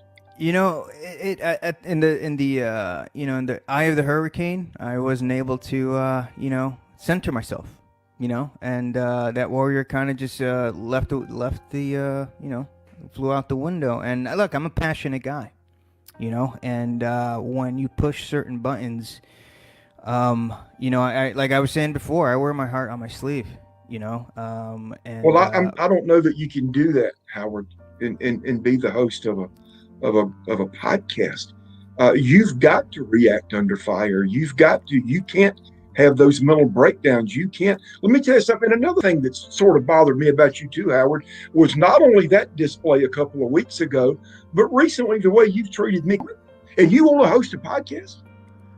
Yeah, I do. I still want to host this podcast, and you can't hold on to your woman, Howard. Well, you know what? And I admitted it. I maybe I wasn't as present as I could be. You know what I mean? I'm an ambitious guy. You know what I mean? And maybe I wasn't able to balance this podcast with my job, with the other artistic pursuits I can. But that said, at the end of the day, you don't do that to another man. Well, at the end of the day, Howard, what if you, by some miracle, end up hosting the Green Room, and Mickey Doyle comes and takes that from you? Then he's taking your woman, and then your job as the host of the Green Room. Well, you're pretty vulnerable to Mickey, don't you think? Well, you know what? I'm changing that. You know what I mean? Because look, my girl, she's left. This heart's hardening up. I don't really care that's a good thing. anymore. That's a good thing that Mickey took your woman. It's not a good thing, but she's at this now point, at what can I Mickey's house. do? She's now at Mickey's house knitting socks for the old broke down wrestler. Knitting yes, socks. he shared that with us. And I'm just trying to go forward because it's Dell. How would you feel if someone was just moving on your woman? Wouldn't you lose it? I've never had that happen, Howard. I'm 6'3", 275 pounds. Nobody's ever moved in on my woman. I can take care of my woman. That's never happened to me, Howard. Not one time, ever. Okay. You're walking on ground that I'm unfamiliar with. But nonetheless, wouldn't you feel disrespected if someone even tried that? Nobody's ever tried that, Howard. You and I live in different worlds. I've never had that happen to me. Listen to me, Howard. How much do you weigh? 145. Okay, 145. Howard, I'm going to tell you something. Pencil neck, slope-shouldered, concave chest, pot belly, flat butt, spindly legs, and buggy whip arms aren't no way to go through life. And I'm going to tell you another reason you'll never be the host of the Green Room. We had 250,000 people watch Unmasking the Truth last Sunday, Howard. Yeah. How many times have you been on my podcast? How many? None. I can answer it for you. You don't need to answer it. I'll tell you right now, none. Have you ever made a comment on one of my podcasts, Howard? I am getting is that a sick yes or no? of having No, to. No, I yes or haven't. no? I Okay, haven't. okay. You know? What do you and think you know you why? should Because do? Sunday is the only day I had, off to be able to be with my woman. Well, You your know? woman's not there anymore. She's Yeah, with Mickey now. I know that. She was with Okay, Mickey but look, Sunday, you still getting weren't one of the 250,000 people that tuned into my podcast last Sunday, Howard. okay. So I missed. I missed your show. Yeah, you did. I apologize. Have you ever, I've heard great things about it, but I had that day off. listen, I you don't need to choose- patronize me. Let me tell you something. I talk to Avi Klein several times a week. And Avi, think I could come on Dell's podcast? Not one time. I know you do the other podcast because I've watched. I've seen. Sick of trying to explain myself. You know what I mean? I'm sick of that. Why do I have to explain my actions? There's everyone knows it. explanation for you in my way of thinking. There's no explanation for you. There's no way on God's green earth that you can host the Green Room. I disagree with that. I had one moment, where I blew my fuse, because you had a meltdown. This You've obnoxious lost your man. woman. You've never one time been on my podcast. You've never made a comment on my podcast. 250,000 people watched your podcast last Sunday, and you weren't one of them. And you didn't even know. It's called self-care. You didn't even know that I was on. It's called self-care, Dell. That's what I do on Sundays. No, okay? If I haven't gone on your show, I apologize. But on Sundays, that's my only day off. Monday through Friday, I am teaching kids, all right, in junior high school. Okay, Yeah, and right. then What are you teaching them? That inner eye of the tiger that your boxing expert's teaching you? Is that what you're teaching them? How to lose a woman in 7 days to an 85-year-old man? Is that what you're teaching them? No, that's not what I'm teaching them. They're that's pretty much it. You know what? I don't need to explain myself anymore. I really don't. That's enough. That's enough.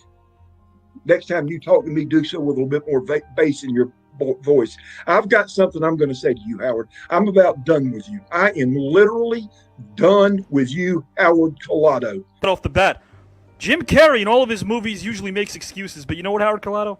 I'm not a Jim Carrey fan. And I'm not a Howard Collado fan either.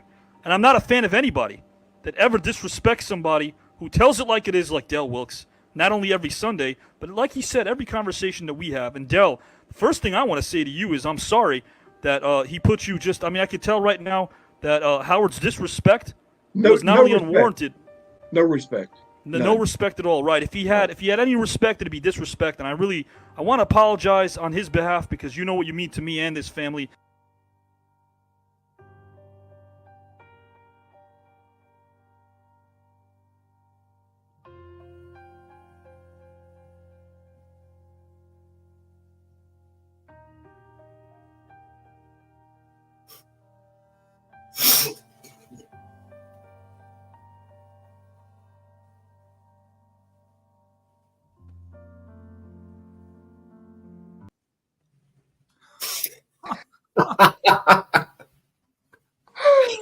He tore Howard a new one. That was an amazing clip.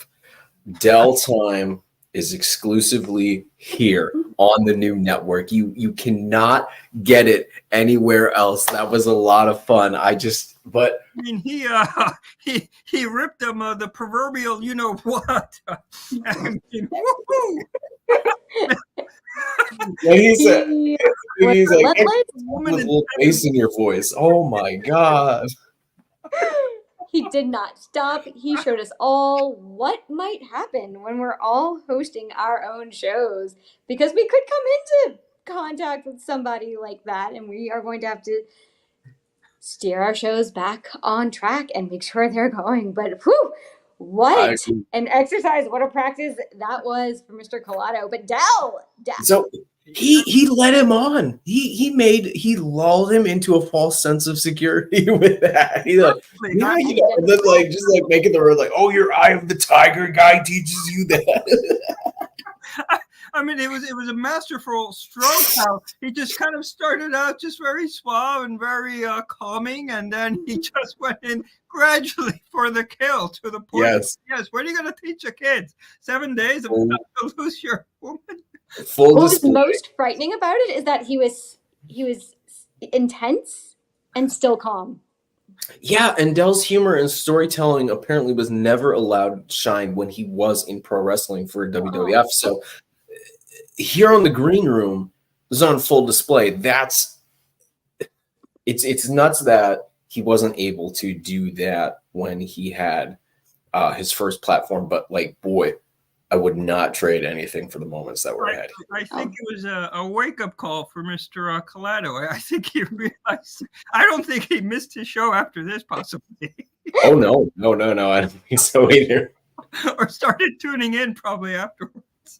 Yeah.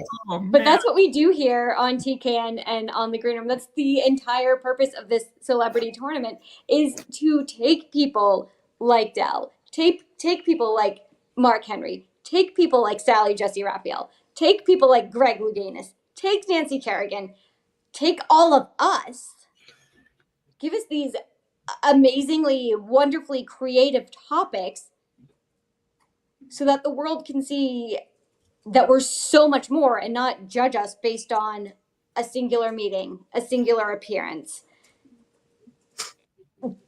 We were able to have Dell showcase his storytelling abilities, his humor, his craft, and a lot of that goes into pro wrestling as well. And it should have been on display there because it only would have helped his character and his storylines.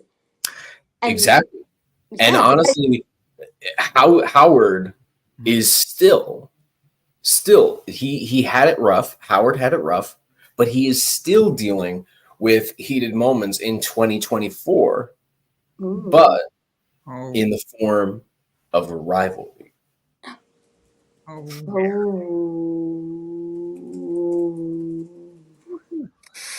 You know what it is. You know who this person is. You know how this turned out, and we have seen it progress. And not going to mention just yet the who. Well, I've been watching, it develop gradually on the green room, and I have to say, I mean, it's gotten pretty personal. I mean, there's a lot on the line, and I sometimes wonder if Howard himself even knows what he's jumped into, the stakes, the danger. I mean, he's putting all of it. People's lives in his hand, proverbially speaking. Look, the green roomers, we're all indebted to Avi Klein specifically for making sure we didn't get screwed over, because let's just be real here. That moment where one certain person in particular moved in with our Howard, and we saw what could have been almost taking away all of us and not being able to have that chance again. That would have majorly screwed things up, but at the same time, that's something that like you can only see here on the green room. Like, this is something that you never get to see on any of our other shows, and let's keep it clear, exclusively you get to be a part of this each and every Saturday. So keeping that in mind, this is all exclusive. And Chad Dixon says segments like this are what separates TKN in the green room for everyone else. I totally agree. I totally agree with you, Chad. Uh, That's a part of it. You know, I also want to say, Dell working with Mr. Klein, I'm sure the direction and the rapport between the two must have been significant. But I mean, it just shows you what a great director Mr. Klein could be.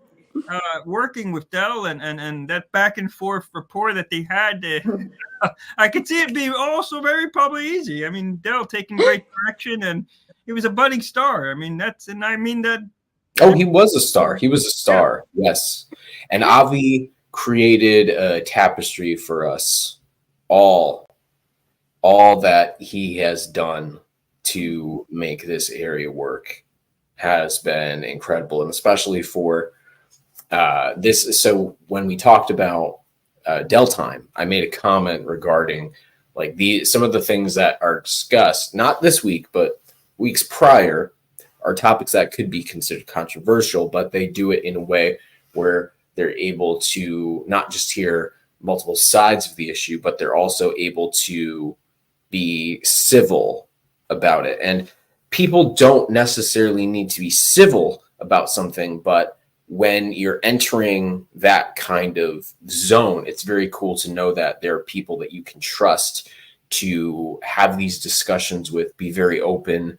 And I agree, Dion. Howard played it smart and wouldn't have challenged either. Well, was it smart by challenging Dell? I do question that. You know, I think Howard had no idea what kind of lines then he was jumping in. Yeah, that's. What do you think, Giselle? If Howard had challenged Dell, I can only imagine what we would be here discussing right now. Or I would love to see where they would have gone and what they would have discussed and how that would have turned around, because Dell was not letting up. He knew exactly which points to hit and which buttons to press to try and make Howard uncomfortable, nervous, forget what he was going to say, lose his cool. And yes, Miranda, there was that iconic line, "You don't get paid to think." Amazing. That's so true. I agree. Oh, that pain. He is an intimidating individual. Yes. In that instance, he was. But we have now seen a few clips from Dell, and I don't know that I would always say he was intimidating. He's able to have respectful conversations with everyone, even if he is feeding Howard to the lions. True. Yep. Well, he did. What we've seen these last couple of weeks, excuse my throat. It's all right, Mr. Erdelock. You had a very intense night tonight. I did. You might have. What I wanted to say is what we've been seeing is he was a very well-rounded, versatile human being. Great performer, great storyteller, but an amazing, versatile human being. And his rapport with Avi, I think they brought out the best in each other, and it's a beautiful thing to always watch them two tangle. That's all I want to say. No problem. And let's read this. Yeah, Howard got fed to the lions. Yes, he did. But here's the thing. Howard might have gotten through that turmoil with Dell. But what about his current plight in 2024?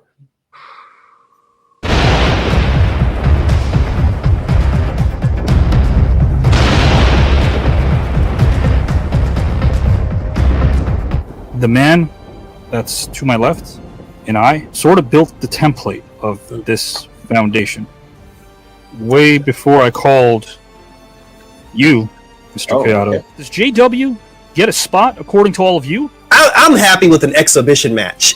You know what I'm saying at this point? Because in life, you know, we all have wrongs that need to be righted. And when there's unfinished business left on the table, you got to come back to the table and play it out. Howard Collado, a rebuttal of sorts? Oh, I see. The Queen Man. I've been with you. Okay? You come in here with your little smile, your little charm. when we go head to head, if I beat you, Howard Collato's show belongs to me. We call it the JW Hour. So if it's really a 10, I'll put something on the line as well. That's fair. If I lose, then both myself and Avi are out of the tournament. I think it's only fair that yours truly now has to face a stipulation. JW suggested it. I will sanction it. Are you okay with this?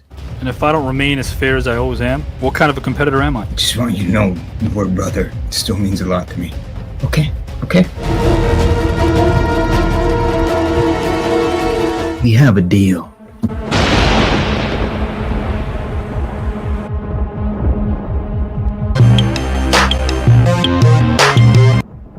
It's the stakes in which I get to beat you. So when your show comes on, when you do your show, I'm gonna watch. I'm gonna take notes. Thanks for that little speech, JW. Thank you. Thank you so much. Sure, take notes. Yeah, take notes, JW, because you could learn a thing or two. What I've learned is not something I've learned on my own. I've learned from just showing up here. I learned from Avi. I learned from everyone. All right. So if you want to just come on here and say, you know what, I'm just going to go ahead and steal your show. No, over my fucking dead body, J-Dub. First debut or your first entrance here in what, like 2 or 3 months? But it's not out of the blue, because while you were on the network begging Avi to come back, I was actually like talking to him face to face in person. Sure, JW. So you talked about concept. You talked about ideas about the foundation, what TKN might be or become. Point. You know who actually put some of those ideas that you probably talked with Avi about? Who put that in motion? Okay, this team here. I did. All right, Avi did. I have a pen and I have paper. I can put ideas down. That's great. You know, but you know what actually makes things happen when you take those ideas and you put them into reality, JW, and that's what you haven't done. So basically what you're telling me is you're looking forward to Avi getting eliminated from the tournament.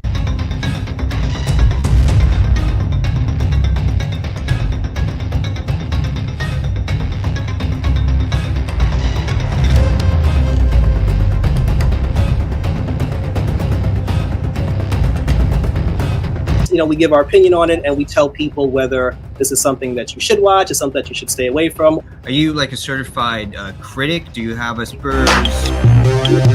Yeah, there's your answer. In order to, you know, have a valid opinion. I get it. Well,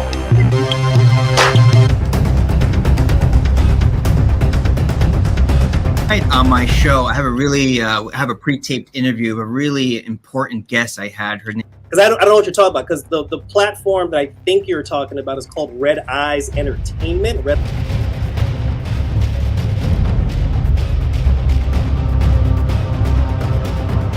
The problem is, I have all these ideas in my head, and I think I know what I want to do. Like maybe it pertains to music, but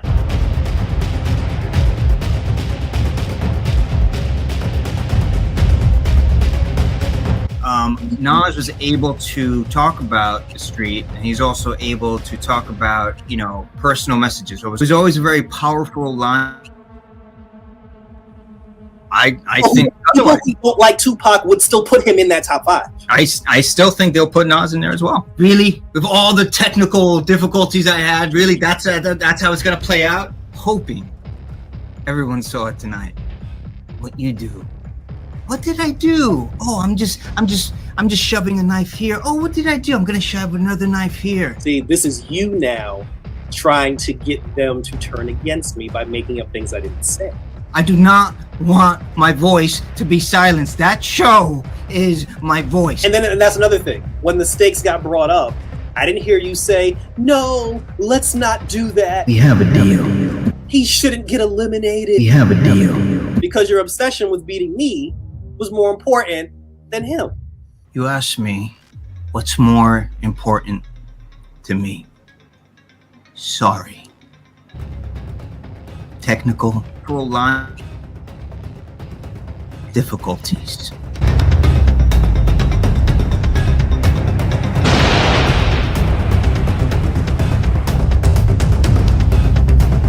Okay, you showed up, right? You did well, you did big. You see, JW, though, I do that every Wednesday night. I saw it. The little jabs you took. The little snarky remarks you took. Questioning the validity of the engine voting. Really, bro? The engine is what makes us go. You asked me an interesting question at the end. Am I gonna be able to take out my brother through my victory? No, I don't sleep well at night with that question. And know that that answer to that question, If I lose, then both myself and Avi are out of the tournament. The word brother, it still means a lot to me. It still means a lot to And me. Avi It still means a lot to me. And Still means a lot Avi will be to be continued.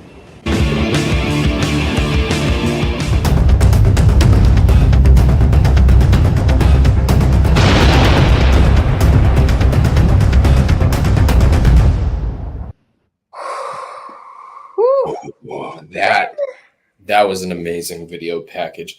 I agree. Yes, that had I mean, woo! points. Talk about back and forth and back and forth, left cut, uppercut, jab, stab. I mean, that had it all. I don't know if maybe he's fully aware of what he's gotten himself into. Maybe he's too deep at this point. Giselle, He is? Yeah. Maybe he is. That's the thing, because JW has a point where he is going into full war mode. I mean, Howard, my goodness, Howard, my man, Hauser, he's been treading on very hard ground right now, like trying to get into JW's mind and JW into his. So, like, as much as I want to side with someone, this isn't my battle, but both are validated, and each one is bringing something unique to their arguments as to why vote, why feel more compelled to be honorable to each of these individuals. Like, that's not something that, you know, you can just scoff at. No, I agree. Yeah. And Giselle. And did you hear the stakes of this outcome? We know they're facing each other in round 2. So there is much more of this rivalry to come. Yes. We've seen what's led up to this point.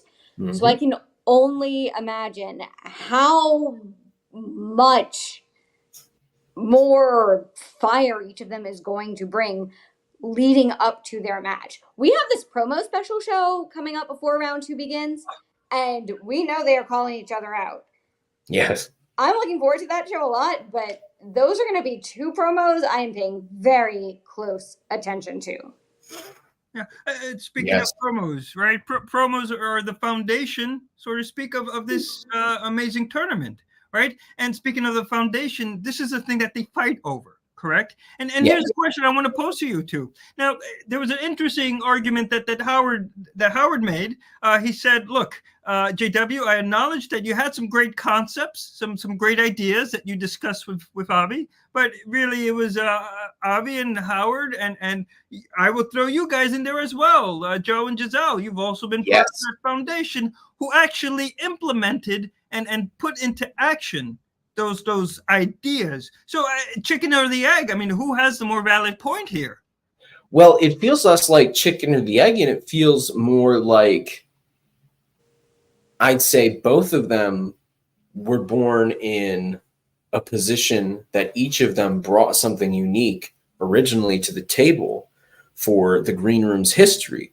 But if we're getting technical here, and yes, I hope Howard's game for this too. I agree, DJ. When it comes to this, these two both have excellent sides. But if I'm choosing a side of something, I am a lot more neutral because I don't want to be brought into something when it takes away from my position specifically. So then again, actually, you know what, you saying that, Hauser, that's an excellent point.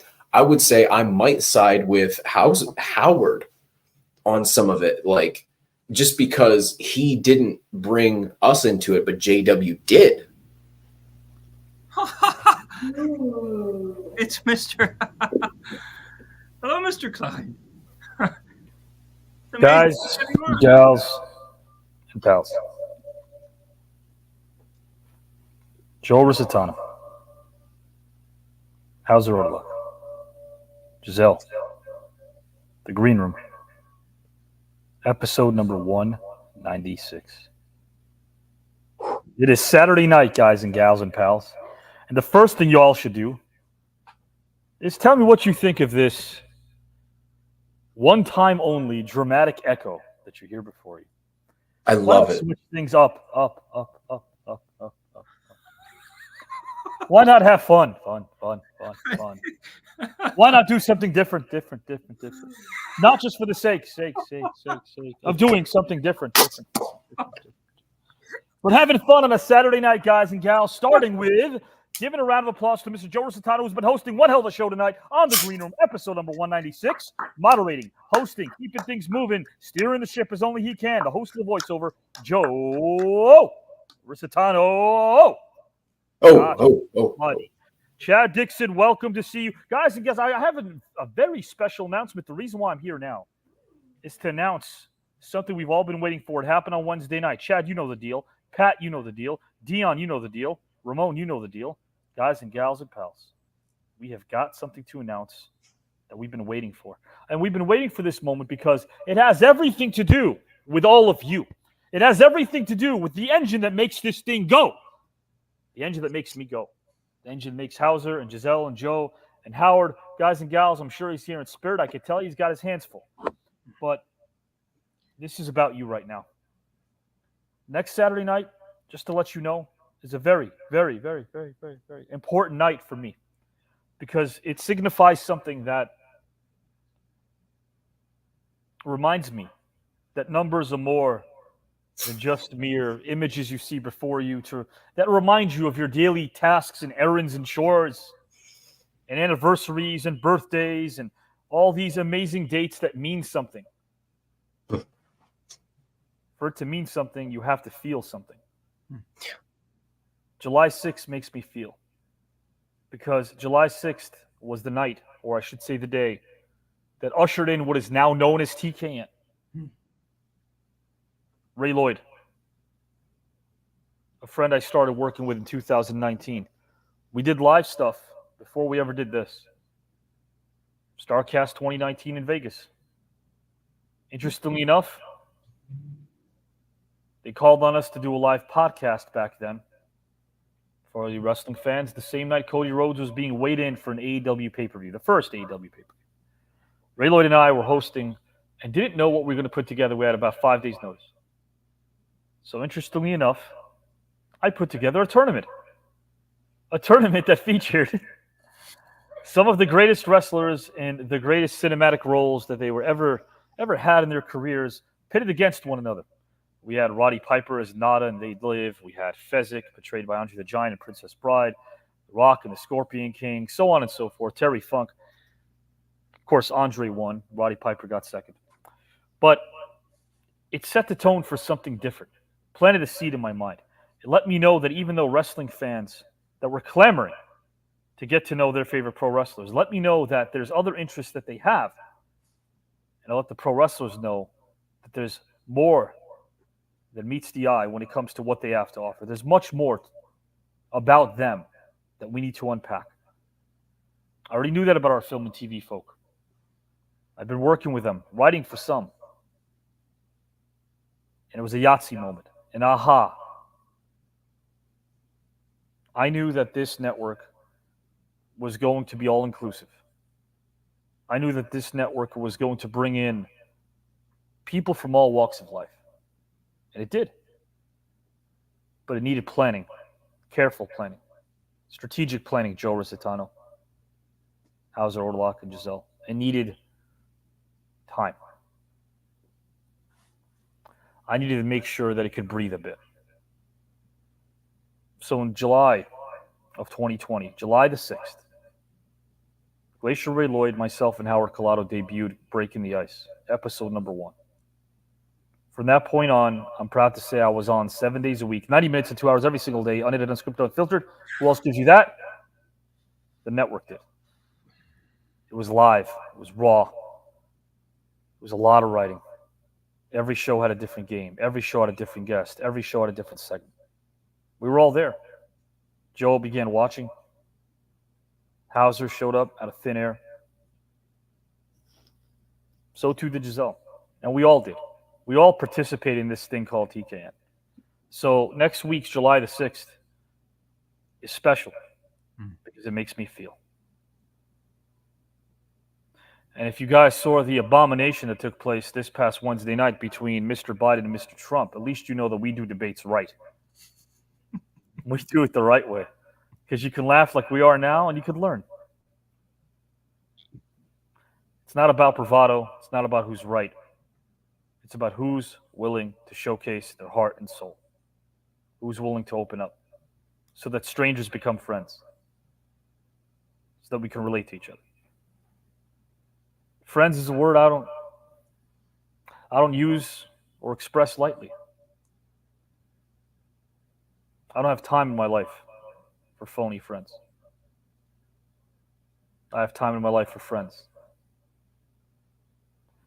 And so long as I have a voice and an index finger, I'm going to click record and go live as often as I have with these awesome people you see before you and more. The reason why I do it is because I'm alive. It does not make you more alive if you feel as if you're aching to go on some vacation or take family photos, and that's all great. Showcasing it on social media to say, hey, look at me, I have a life. So do I. But I keep my private life private, and I keep my public life public. And this right here, guys and gals, gives you the best of both worlds. My public life is what you see before you, and my private life is what brings this all together. And I do it with a great team because we love our meetings and we have a lot of fun and we love our workshops and we love what this place stands for, because in case people want to point to the body of work that exists under this umbrella, hey, look at our resume, guys. This is our resume. You don't need a Hollywood writer to write this. You need someone who cares. You don't need Oscar-winning actors to do this. You need people like the green roomers that give a shit. They care about art. They care about the canvas that once began as nothing more than blank and then ended up becoming so beautiful that it was misunderstood. Because anything beautiful should be misunderstood because it requires thought and conviction and energy and time and effort. The only guarantee in life is that failure will come to fruition if you don't do. You have to do. So while there's people that want to chirp and sit on branches and pick apart and watch, because we know they are, and do their thing, I'm going to do my thing. I will not critique anybody else. I will do what I love and let the talking heads who think they know discuss amongst themselves while I put on my blazer and I take my pen and I make my phone calls and do what my purpose is, what my calling is, with people I care about. Because God knows that the only truth that matters to me is loyalty, because that's my royalty. And if I have a problem with someone, I know I have no problem picking up the phone and being real. If I have a problem with someone, I have no problem letting someone know I've got an issue. I don't care if I'm speaking to 1,166 people on YouTube now or 5 people. I don't care. I know that my truth needs to exist out there so it doesn't only reside in here. I know that the gentleman and the lady before me can attest to the fact that what makes us TKN, what makes us who we are, is the fact that we don't lean upon anything contrived. We don't duck. We don't hide. We don't cower. We talk. Because that's what family does. Family. Friends. Those that we call close ones are not merely close. Because the pride and the prize seems closer and closer. No. When there is no pride and prize, and the reward, whatever that might be, seems further away, That's when you know who's close. That's when you know who'll be there for you when you have nothing to offer but your heart and your soul. Not about quantity, it's about quality. So look around, folks. Don't live with paranoia. Accept people for who they are, but remind yourself that nobody owns your purpose. Nobody is in charge of your life. Nobody's in charge of your dreams. No one is in charge of the time that you spend so valuably doing what you love. Perception, social media, Facebook, watchers, likes, hearts, emojis, comments, shares, yeah, they're appreciated. But you know what else is appreciated? You. You're appreciated. Because I never lost sight in the fact that you allow us to step inside your living room on a Saturday night and on a Wednesday night so we can do our thing. I will always say that. My sentiments are as real as they've always been. I don't play to an audience. I don't play. And I will never be apologetic for doing something avant-garde and different. Because if I've made 2 or 3 friends or more out of this experience that I can call up in the year 2050, when TKN is no longer here, I've succeeded. And when I can look back at this scrapbook that we've created and see the tears from a Grant Fuhrer, see the tears from a Jake Roberts, hear the laughter from a Jake Hager, see the warm embrace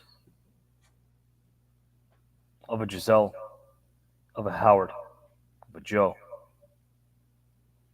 of a Pete, of a Kelly.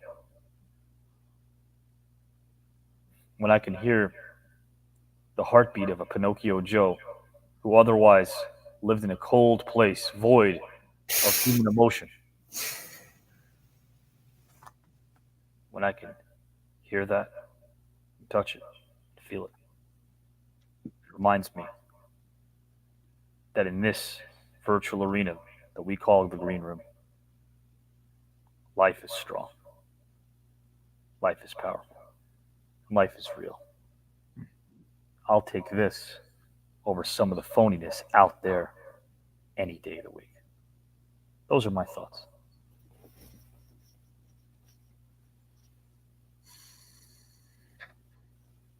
Thank you. Thank you for that, brother. It's good to have you back. Well, it's good to be back. I'm speechless, to be honest. Thank you, Radio Quahog. Guys, stick around if you were on Wednesday night on our Black Box. I have an announcement to make. Pat, it's a lesson on what can happen when being present rather than what you already know happens when you aren't. I, for one, am guilty of it. Thanks for helping me heal. Thank you, Pat. Radio Quahog, Pat, you guys are part of what we're doing. You give us everything we need. Thank you, DJ Solo. Chad, my brother, thank you. Powerful, beautiful words. Appreciate that, Dion. Thank you. Thank you, Allison. Guys and gals, radio, honestly, one of the best people I've ever had. Thank you. Appreciate that. Feelings mutual. We all are, and I'm glad you guys give it up to these amazing storytellers known as the Green Roomers. Larry, I love the friends and brothers I've made in the last month or two. We feel the same way about you. Thank you. Thank you. We sleep well at night because we know that what we're doing here on Saturday nights provide laughter, provide learning, and allow us to listen. The 3 L's. We listen, we laugh, and we learn.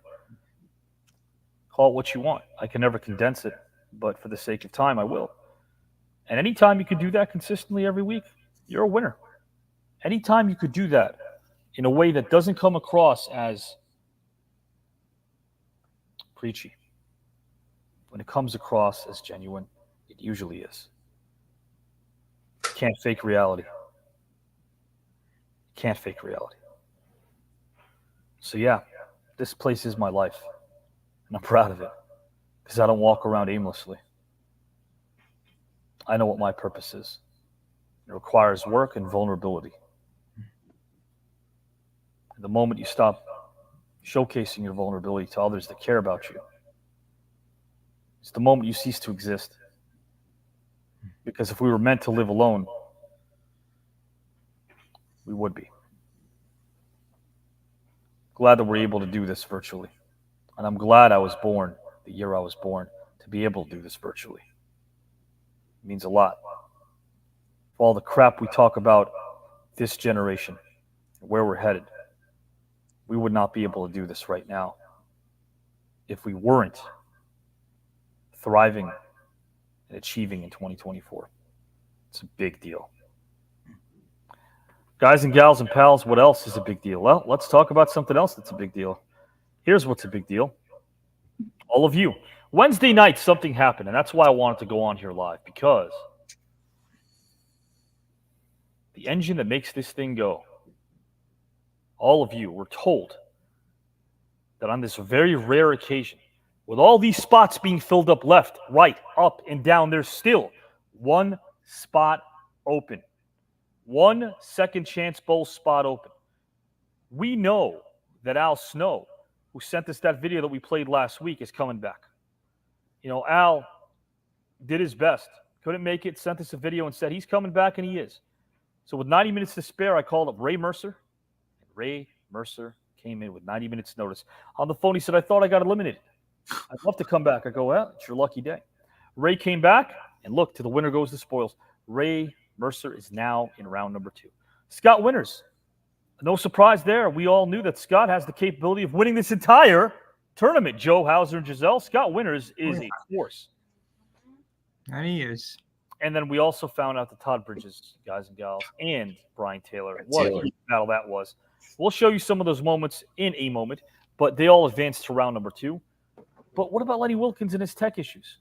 What about Al Snow was returning? Well, if they're going to be in the second chance bowl, would it make sense to have a third person in there? Well, guys, that's where you come in. The engine that makes this thing go. Guys, for the first time ever, Brian Burke, Chad TKN, Patrick S., Ramon, Sean, and forgive me, but am I forgetting someone? I know I am. Dion. Dion. Yeah. All 6 of you will be participating in the Black Box Tournament to determine which will advance to the Second Chance Bowl Tournament. That's right, guys and gals. It happened on Wednesday night. Guys, it was on a night where Hauser Odalok was announced as the host of the Black Box, something that might be grinding someone's gears here. We haven't heard from him yet. We might. There might be a moment soon between he and Hauser. But first, I want to announce the matchups that will take place. So, guys, I know you're watching. I see your comments. Keep commenting because you're going to find out right now who you're going to be facing. That's right. Everyone is facing an opponent. Again, we're talking about Dion. We're talking about Sean, Pat S., Chad, Ramon, and Sean. Have I missed anybody? Again, I'm going to read this again. We've got Sean. We've got Ramon. We've got Chad. We've got Brian. We've got Dion. We've got Pat S. So again, Sean, Ramon, Chad, Brian, Dion, Pat S. It'll be a one-on-one matchup. It'll take place this Wednesday and the following Wednesday. When round 2 debuts, this incredible black box that we've been witnessing and taking a part of will be on YouTube. Home of some incredible content that has been skyrocketing and climbing with numbers and metrics behind it, and we're proud of that. So, guys, talk about that. You're going to be on a big stage, and if it's a 3-step process, you got to win your match. Then you got to win your second chance bowl match. Then you got to win again in the second round if you have a chance to win this whole thing, but you could. You imagine that? We might have a Chad versus a Jesse Ventura. It could happen. We might have Ramon versus a Nancy Kerrigan. Who knows the possibilities? But you got to win your match. There will be two topics. Two topics. It'll be cumulative. Two topics. There will be one matchup this Wednesday. There will be two matchups the following Wednesday. Will that change? It might. You will see artwork. Artwork. Your own artwork with your own faces and your names. Bring in your friends. Bring in your fan because you will be competing. And remember, pride in the prize. You guys want some of that? You can get it. You got to win. Guys, let's announce the matchups right now. Joe doesn't know. Hauser doesn't know. Giselle doesn't know. Guys, no, we do not. matchup number one will feature someone who commented on our show and someone I befriended a long time ago. We saw him, for some of you, for the first time on Wednesday. He was here since the beginning. His name is Sean. Sean, guys and gals, will be facing another man that I have a lot of respect for. This man in particular does a great job behind the scenes as well. He always lights it up. He's very positive. Sean will be facing Ramon, guys. Sean will be facing Ramon. So that's the matchup right there. Let's respond here. Let's get that some thoughts from Hauser, Joe, and Giselle. And I also want to get some comments from you guys. I'll mention the other matchups in a moment. But let's react to that. We got we have Sean versus Ramon. Hauser. Yeah, I mean, I've seen Mr. Ramon on the Black Box. I think he teamed up with Mr. Kelly, and very solid, smart, to the point arguments Mr. Ramon made. So he has a little debating experience under his belt. That said, with Sean, he's been here, very much early on, from like day one, close to day one. Also, a man who's very intelligent, has an amazing heart. And I think those two combinations is pretty deadly in any debate, as we've seen tonight. And what I've seen from either of them is they have the ability to move and mold with the comments, and each one of them has differing opinions when it comes to what they like and what they don't like in terms of debate styles. So that's going to be excellent to see what that will look like live. It really will. And, before I go to Giselle, if you can, I'm going to get your overall thoughts in a moment about this. But since his name is on screen, why not keep it there? Good luck, gentlemen. Dion is next, guys. Dion will be, of course, a man who we've seen on the Green Room. Guys and gals, again, I'm very picky with who shows up on the Green Room. It's a big deal. All of you will be on if you haven't. Don't worry. But it is a big deal. We've got the Black Box. We've got workshops. To get on the Green Room means you got to kind of pay your dues here. Dion was on the Green Room, and we will see him again on the Green Room. Dion and Howard had a great segment. They were talking about recovery and faith and recovery. They go hand in hand. Dion, guys and gals, will be facing. You ready for a little drum roll? Can someone give me a bit of a drum roll? Drum roll. Dion will be facing the one and only. Yes, a great matchup. Chad Dixon. Chad, top TKN, will be facing. Chad will be facing Dion. Dion and Chad. Chad and Dion. I know, give it your all on Wednesday. I totally agree with you. But guys and gals, Ramon and Sean and Chad and Dion is another matchup. He is awesome. I want Chad and Dion to react. Let's go, Pat, Chad and Dion. Hey, listen, we always see what did the great football great Jaws say? What did Ron Jaworski say? Hey, Joe Smith, love you, know you, gonna kick your ass. At the end of the day, we all know that there's friendship after the matchup, but during, it is going to be competitive camaraderie. It's going to be the kid gloves coming off. Everybody wants to win this thing. Nothing wrong with some good old-fashioned healthy competition. Chad versus Dion. I want to see Chad and Dion in their comments in the comment section to see how they can react to their match being announced right here live on the Green Room. It's going to be a very good match, Larry. You're absolutely right about that. Both guys are fantastic human beings. Totally agree there. So, guys, Chad versus Dion, which leaves us, you feel like you're facing Mike Tyson. Well, you know what, Dion, you might be Evander Holyfield. You never know. Will you be Holyfield in this match and win? You never know if you come up with a victory here. It's going to be a nutty match. But, guys, you know what that leaves us with? It leaves us with Brian Burr versus Pat S. Brian Burr versus Pat S. That is our final matchup. Brian Burr versus Pat S. That will take place on Wednesday's Black Box. Will it be this one or the following? We don't know the dates of when these matchups will take place, I'll figure that out by tomorrow, get the topics ready by tomorrow, but we do know that the matchups have now been set in stone. The dates will be set in stone. If either of these individuals, if any of these individuals, any of the 6 that I've mentioned have an issue with this Wednesday or the following, they'll let me know privately in Messenger. Otherwise, I will select the dates to plug in for each particular participant. The first date that this match will be taking place is the night before 4th of July. July 3rd and then July 10th is when these matchups will take place. And then the 2 winners will be in second chance bowl matchups. So that will be pretty interesting as well. It will be awesome. Julio, you're right about that. Says, Radio Hog, I'm going to crush you. Love you all. Guys and gals, Dion says, good luck, Chad. Love you, brother. Yeah, good luck. Everyone wants to wish each other luck. It's going to be a big deal. Guys and gals, again, speaking of big deals, why not showcase what we always love showcasing every Saturday night?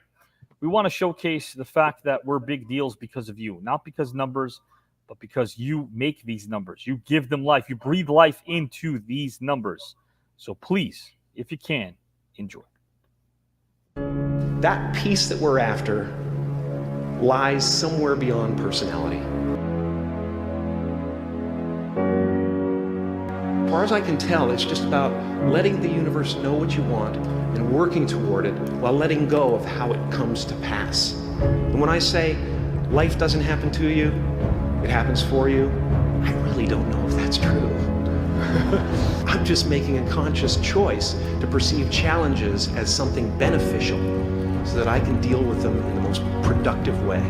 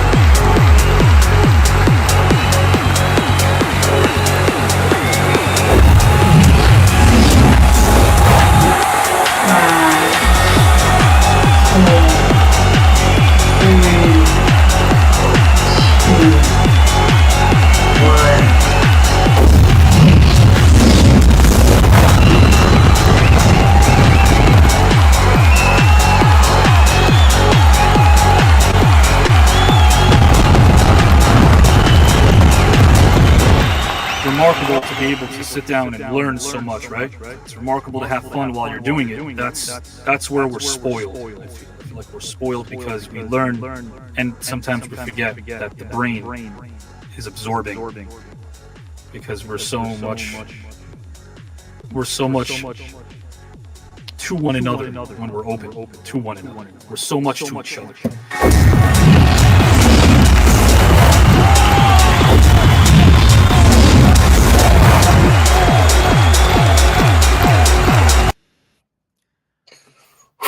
That is amazing. We have gotten so many different things going on right now, especially the views.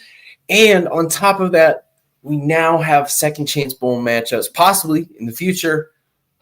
Some of the best people out there. What do y'all think? 60.4K. I mean, over 1.7 million views. I mean, We're almost looking down 2 million. It'll be coming soon. So it's amazing numbers. Amazing. Giselle? Oh, I don't think we hear you, Giselle.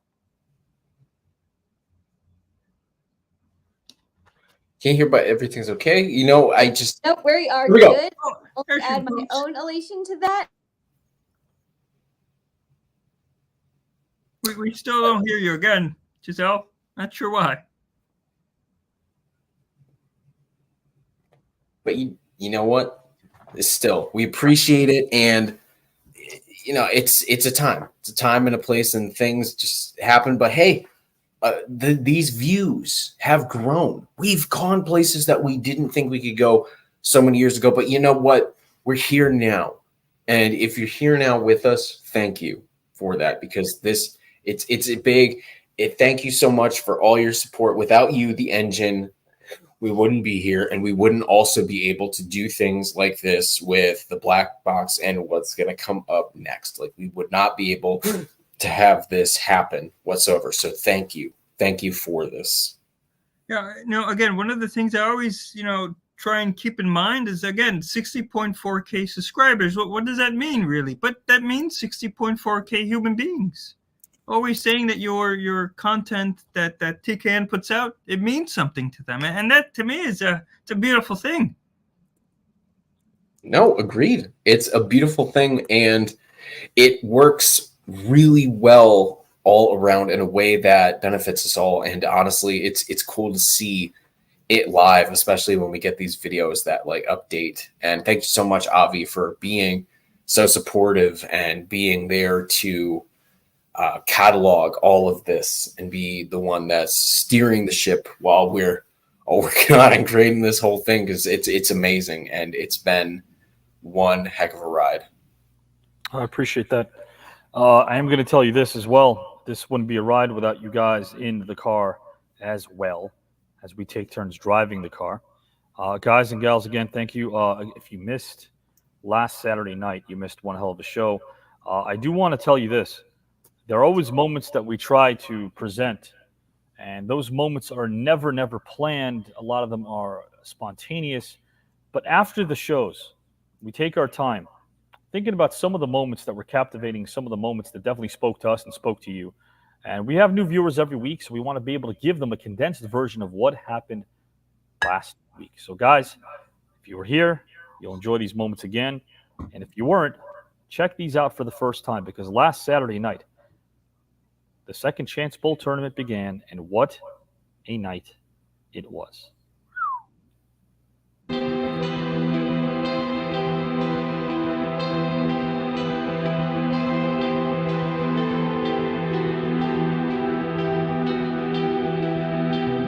With only an hour and a half notice, who do we have?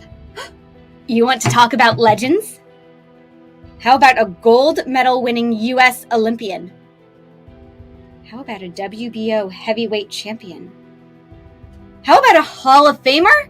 How about a giant round of applause to a legendary man and talent? Who is this person? Are we ready? Do we have our applauding hands ready? Because I am excited to see.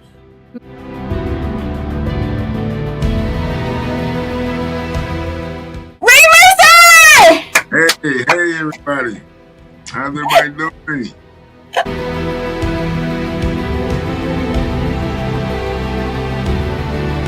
Most adults, when they talk on a kid's level, they're talking over a kid's head. He don't want nothing to do with it. When you can talk on, oh man, okay, but I've seen it all around my youth centers. How many kids have you helped out yourself personally in the last 20 years? How many do you think? More than you can imagine. It's amazing that you can even question the impact that I've had on my. Well, but you're questioning my saying career, that what I'm saying, I'm making it seem too easy. I'm not making it seem too easy. I just know that the kids are different than we were. I never even made the point that anything was easy. You said I'm making it seem it was too easy. It's more challenging than you would make it seem, and you're throwing some attacks at me on terms I of wasn't throwing it to you. what kind of impact that I made on young people. Well, I wrote it down. As a matter I of know what you fact, said, sir. I wrote it down.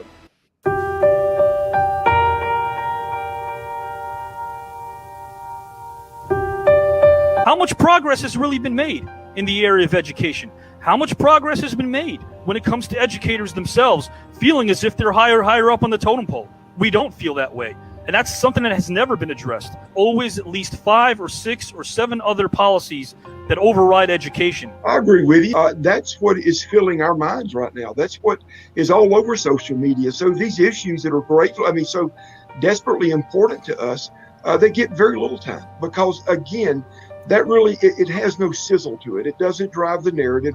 It doesn't twist it the way these people want it twisted. It's not salacious. It's not juicy, but definitely needed and important. By the way, the correlation of students that are completing their 4-year degrees in college, as opposed to 25, 30 years ago, is astronomical. Go look up that factoid. You'll be shocked.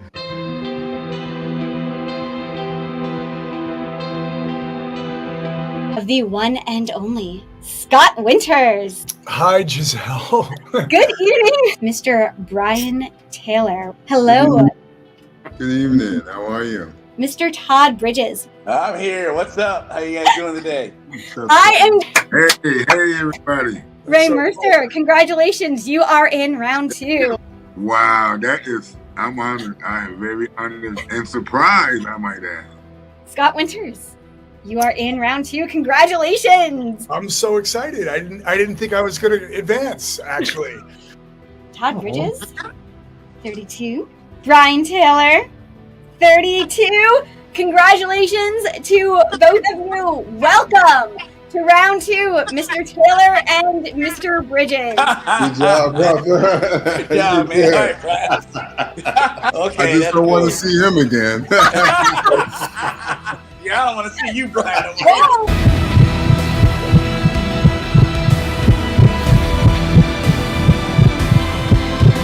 You know, the ones that have been buried by those that stay true to the body of water, so to speak. This Wednesday night, I promise you, it's gonna be a funeral in the real future. Swim, Avi! Swim!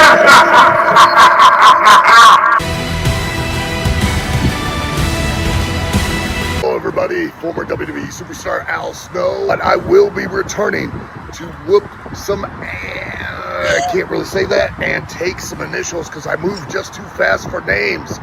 I'll be back with a vengeance.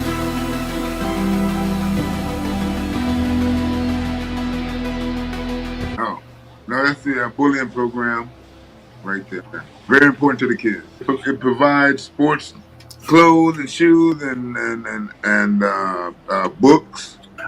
We're still seeing so much fruit from our visits last summer when we brought hundreds and hundreds of prosthetic rooms to Rwanda. Who teaches them about art and design. It's this wonderful exposure to a lot of different things they would never be exposed to. I do a college writing 101 for them to understand what it's going to be like when they get to college, how important writing is. You know, and I think that I would ask more questions, you know, about something that I was interested in, you know, and not be afraid to get out and be different than the other kids. I would really be encouraged to not have to be cool all the time, to get kids to relate to me, other young people to relate to me. I just want them to be exposed to something that they may not be able to relate to. We have a phone vote from Mr. Tobolowski. Oh. For you. Oh, thank you. And he would not mind seeing you in round 2 to make it I definitive. know. He's coming trying to get me. I know he is. Would you like a rematch? I would definitely like a rematch. Yes. I lost by 1 vote. 1 vote.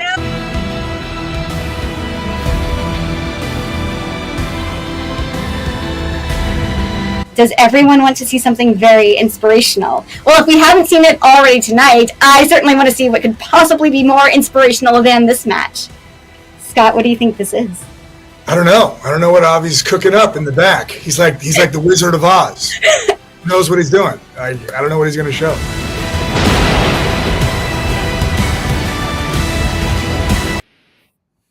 Wow. That was amazing. I loved that. You get sorry for It's not lack of elation. It's that I'm so humbled by these people. Yes, helping children is, yeah, Clay is scared that Joe Clay has got to go. What an epic match. Loved it. Yes, but I'm a speed run. I'm gonna speed run this. It's a real doozy. Okay, I got you. Phone vote was a fun surprise.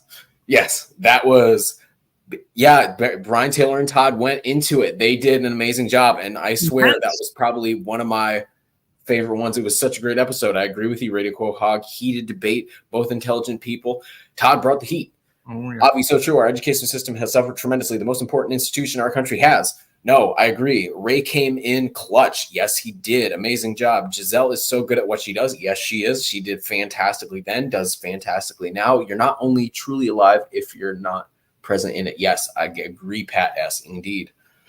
And of course, DJ Solo, the consistency of the show keeps everyone coming back. Exactly. The consistency is key. That's what Avi says. Consistency is key. And Julio Negron says, as a great once said, without commitment, you'll never start up. But without consistency, you'll never finish. The consistency is what makes TKN the best. I wholly agree, Julio. That is very true. And especially here, it's the edutainment and the value of the camaraderie competitively is palatable. Great show. Everyone didn't think it was possible to outdo last week, but from a personal parallel perspective, it was a very humbling, uplifting, and encouraging evening. Yes, yes, it was. And thank you so much for that, Pat. Thank you. It's very beautiful of you to say. Thank you so much for that. So I appreciate that. We appreciate you all, and we thank you all so much for the way that you did this time to be with us in the comments here on YouTube on such short notice and even on Facebook. So thank you. And before we get to our outro, we have more to come in the future. And Hauser, we will have more to talk about this Wednesday. But for now, we do. Enjoy this victory. Enjoy this victory. I will. I'm grateful for the opportunity to be here. I'm grateful for the man in the back provided such a great platform and topics tonight. And yes. I just have to say, it's kind of apropos. Mr. Scott Winters talked about Mr. Klein being a Wizard of Oz, and he was echoey tonight. So I just thought that was but that's not really what I want to talk about. Oh, yeah? Because not only have I advanced to the second round, but there's a new sheriff in town, if you will, and that town is called the Black Box. Yeah. Let me just hold on. Let me just. I'm not gonna speed run it for you, but I'm gonna tell you something. Chad, this was the moment you've been waiting for. Let's be real. I don't have a problem necessarily with I don't necessarily have a problem with you, Hauser. But what I do have a problem with is that somehow whatever came about didn't include myself as the person who was the next in line. If there was a possibility, I would have been the next in line, statistically. And to have that just be breezed over, glossed, if you will.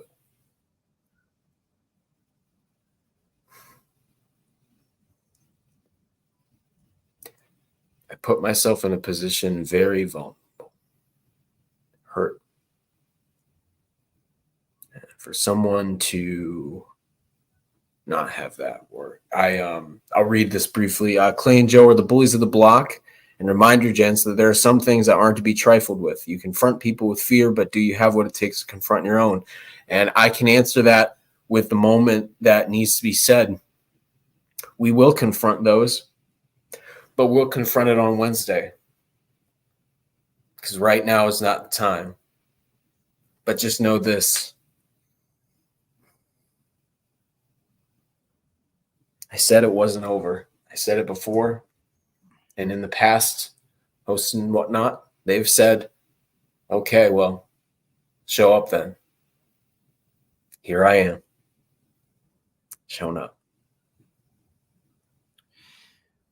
Hauser? Mr. Tano, first and foremost, you're very talented at what you do.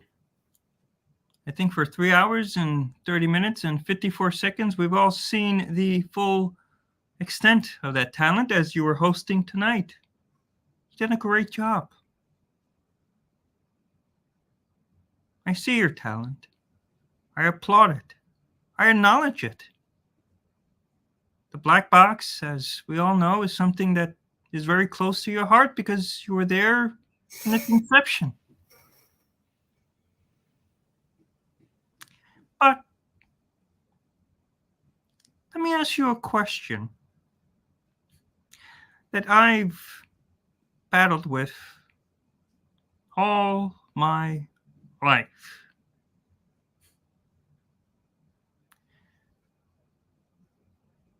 To be considered last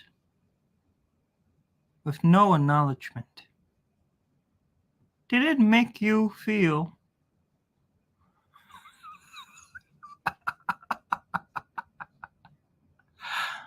obsolete? Look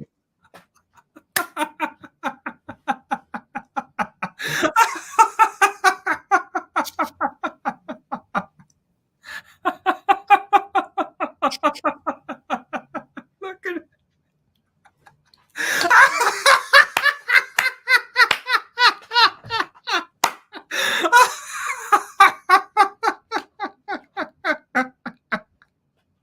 Till Wednesday, Hauser. Till Wednesday. Till Wednesday. I've been Joe Rizart, and you have been Hauser Odell. And this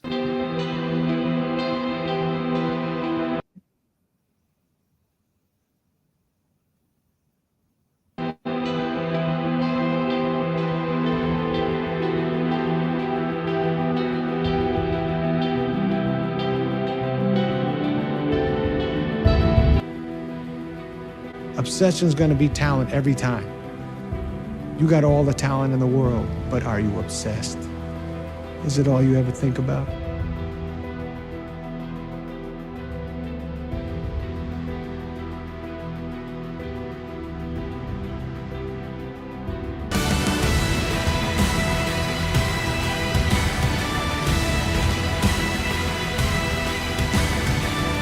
And I had a teacher named Bart Toish, who was like a knife sharpener for my soul. And bench press 200 pounds.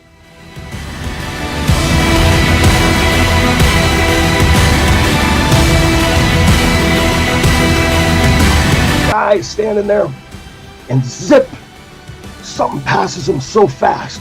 It was like the speed of light. It's a tremendous honor for everybody that ever wrestled here to have a walnut.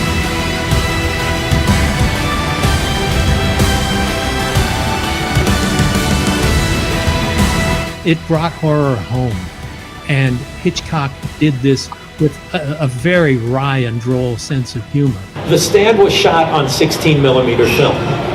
Most television and films were shot on 35 millimeter.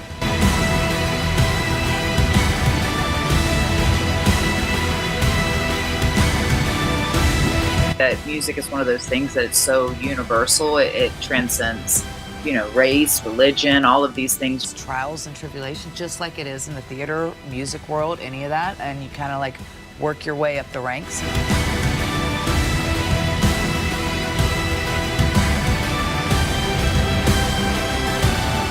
Take my oaths very seriously. I took an oath to my wife, and we've been married 48 years now. That a hero and an idol of mine named Muhammad Ali beat Sonny Liston.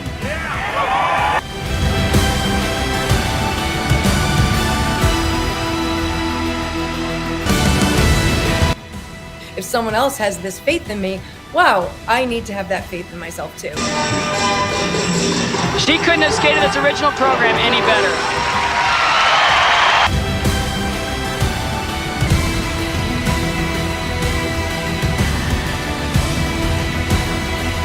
and that at the very top of that mountain lies the truth.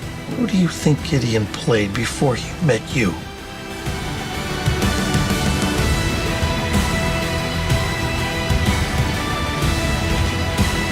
And those 600 kids that walk in and get a bike, they get ownership.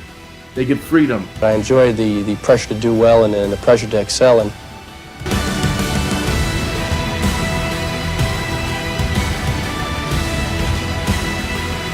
was something that everybody could agree on that was truly miraculous. Then send over all of the transponder numbers for the crocs they tagged out here on their last survey.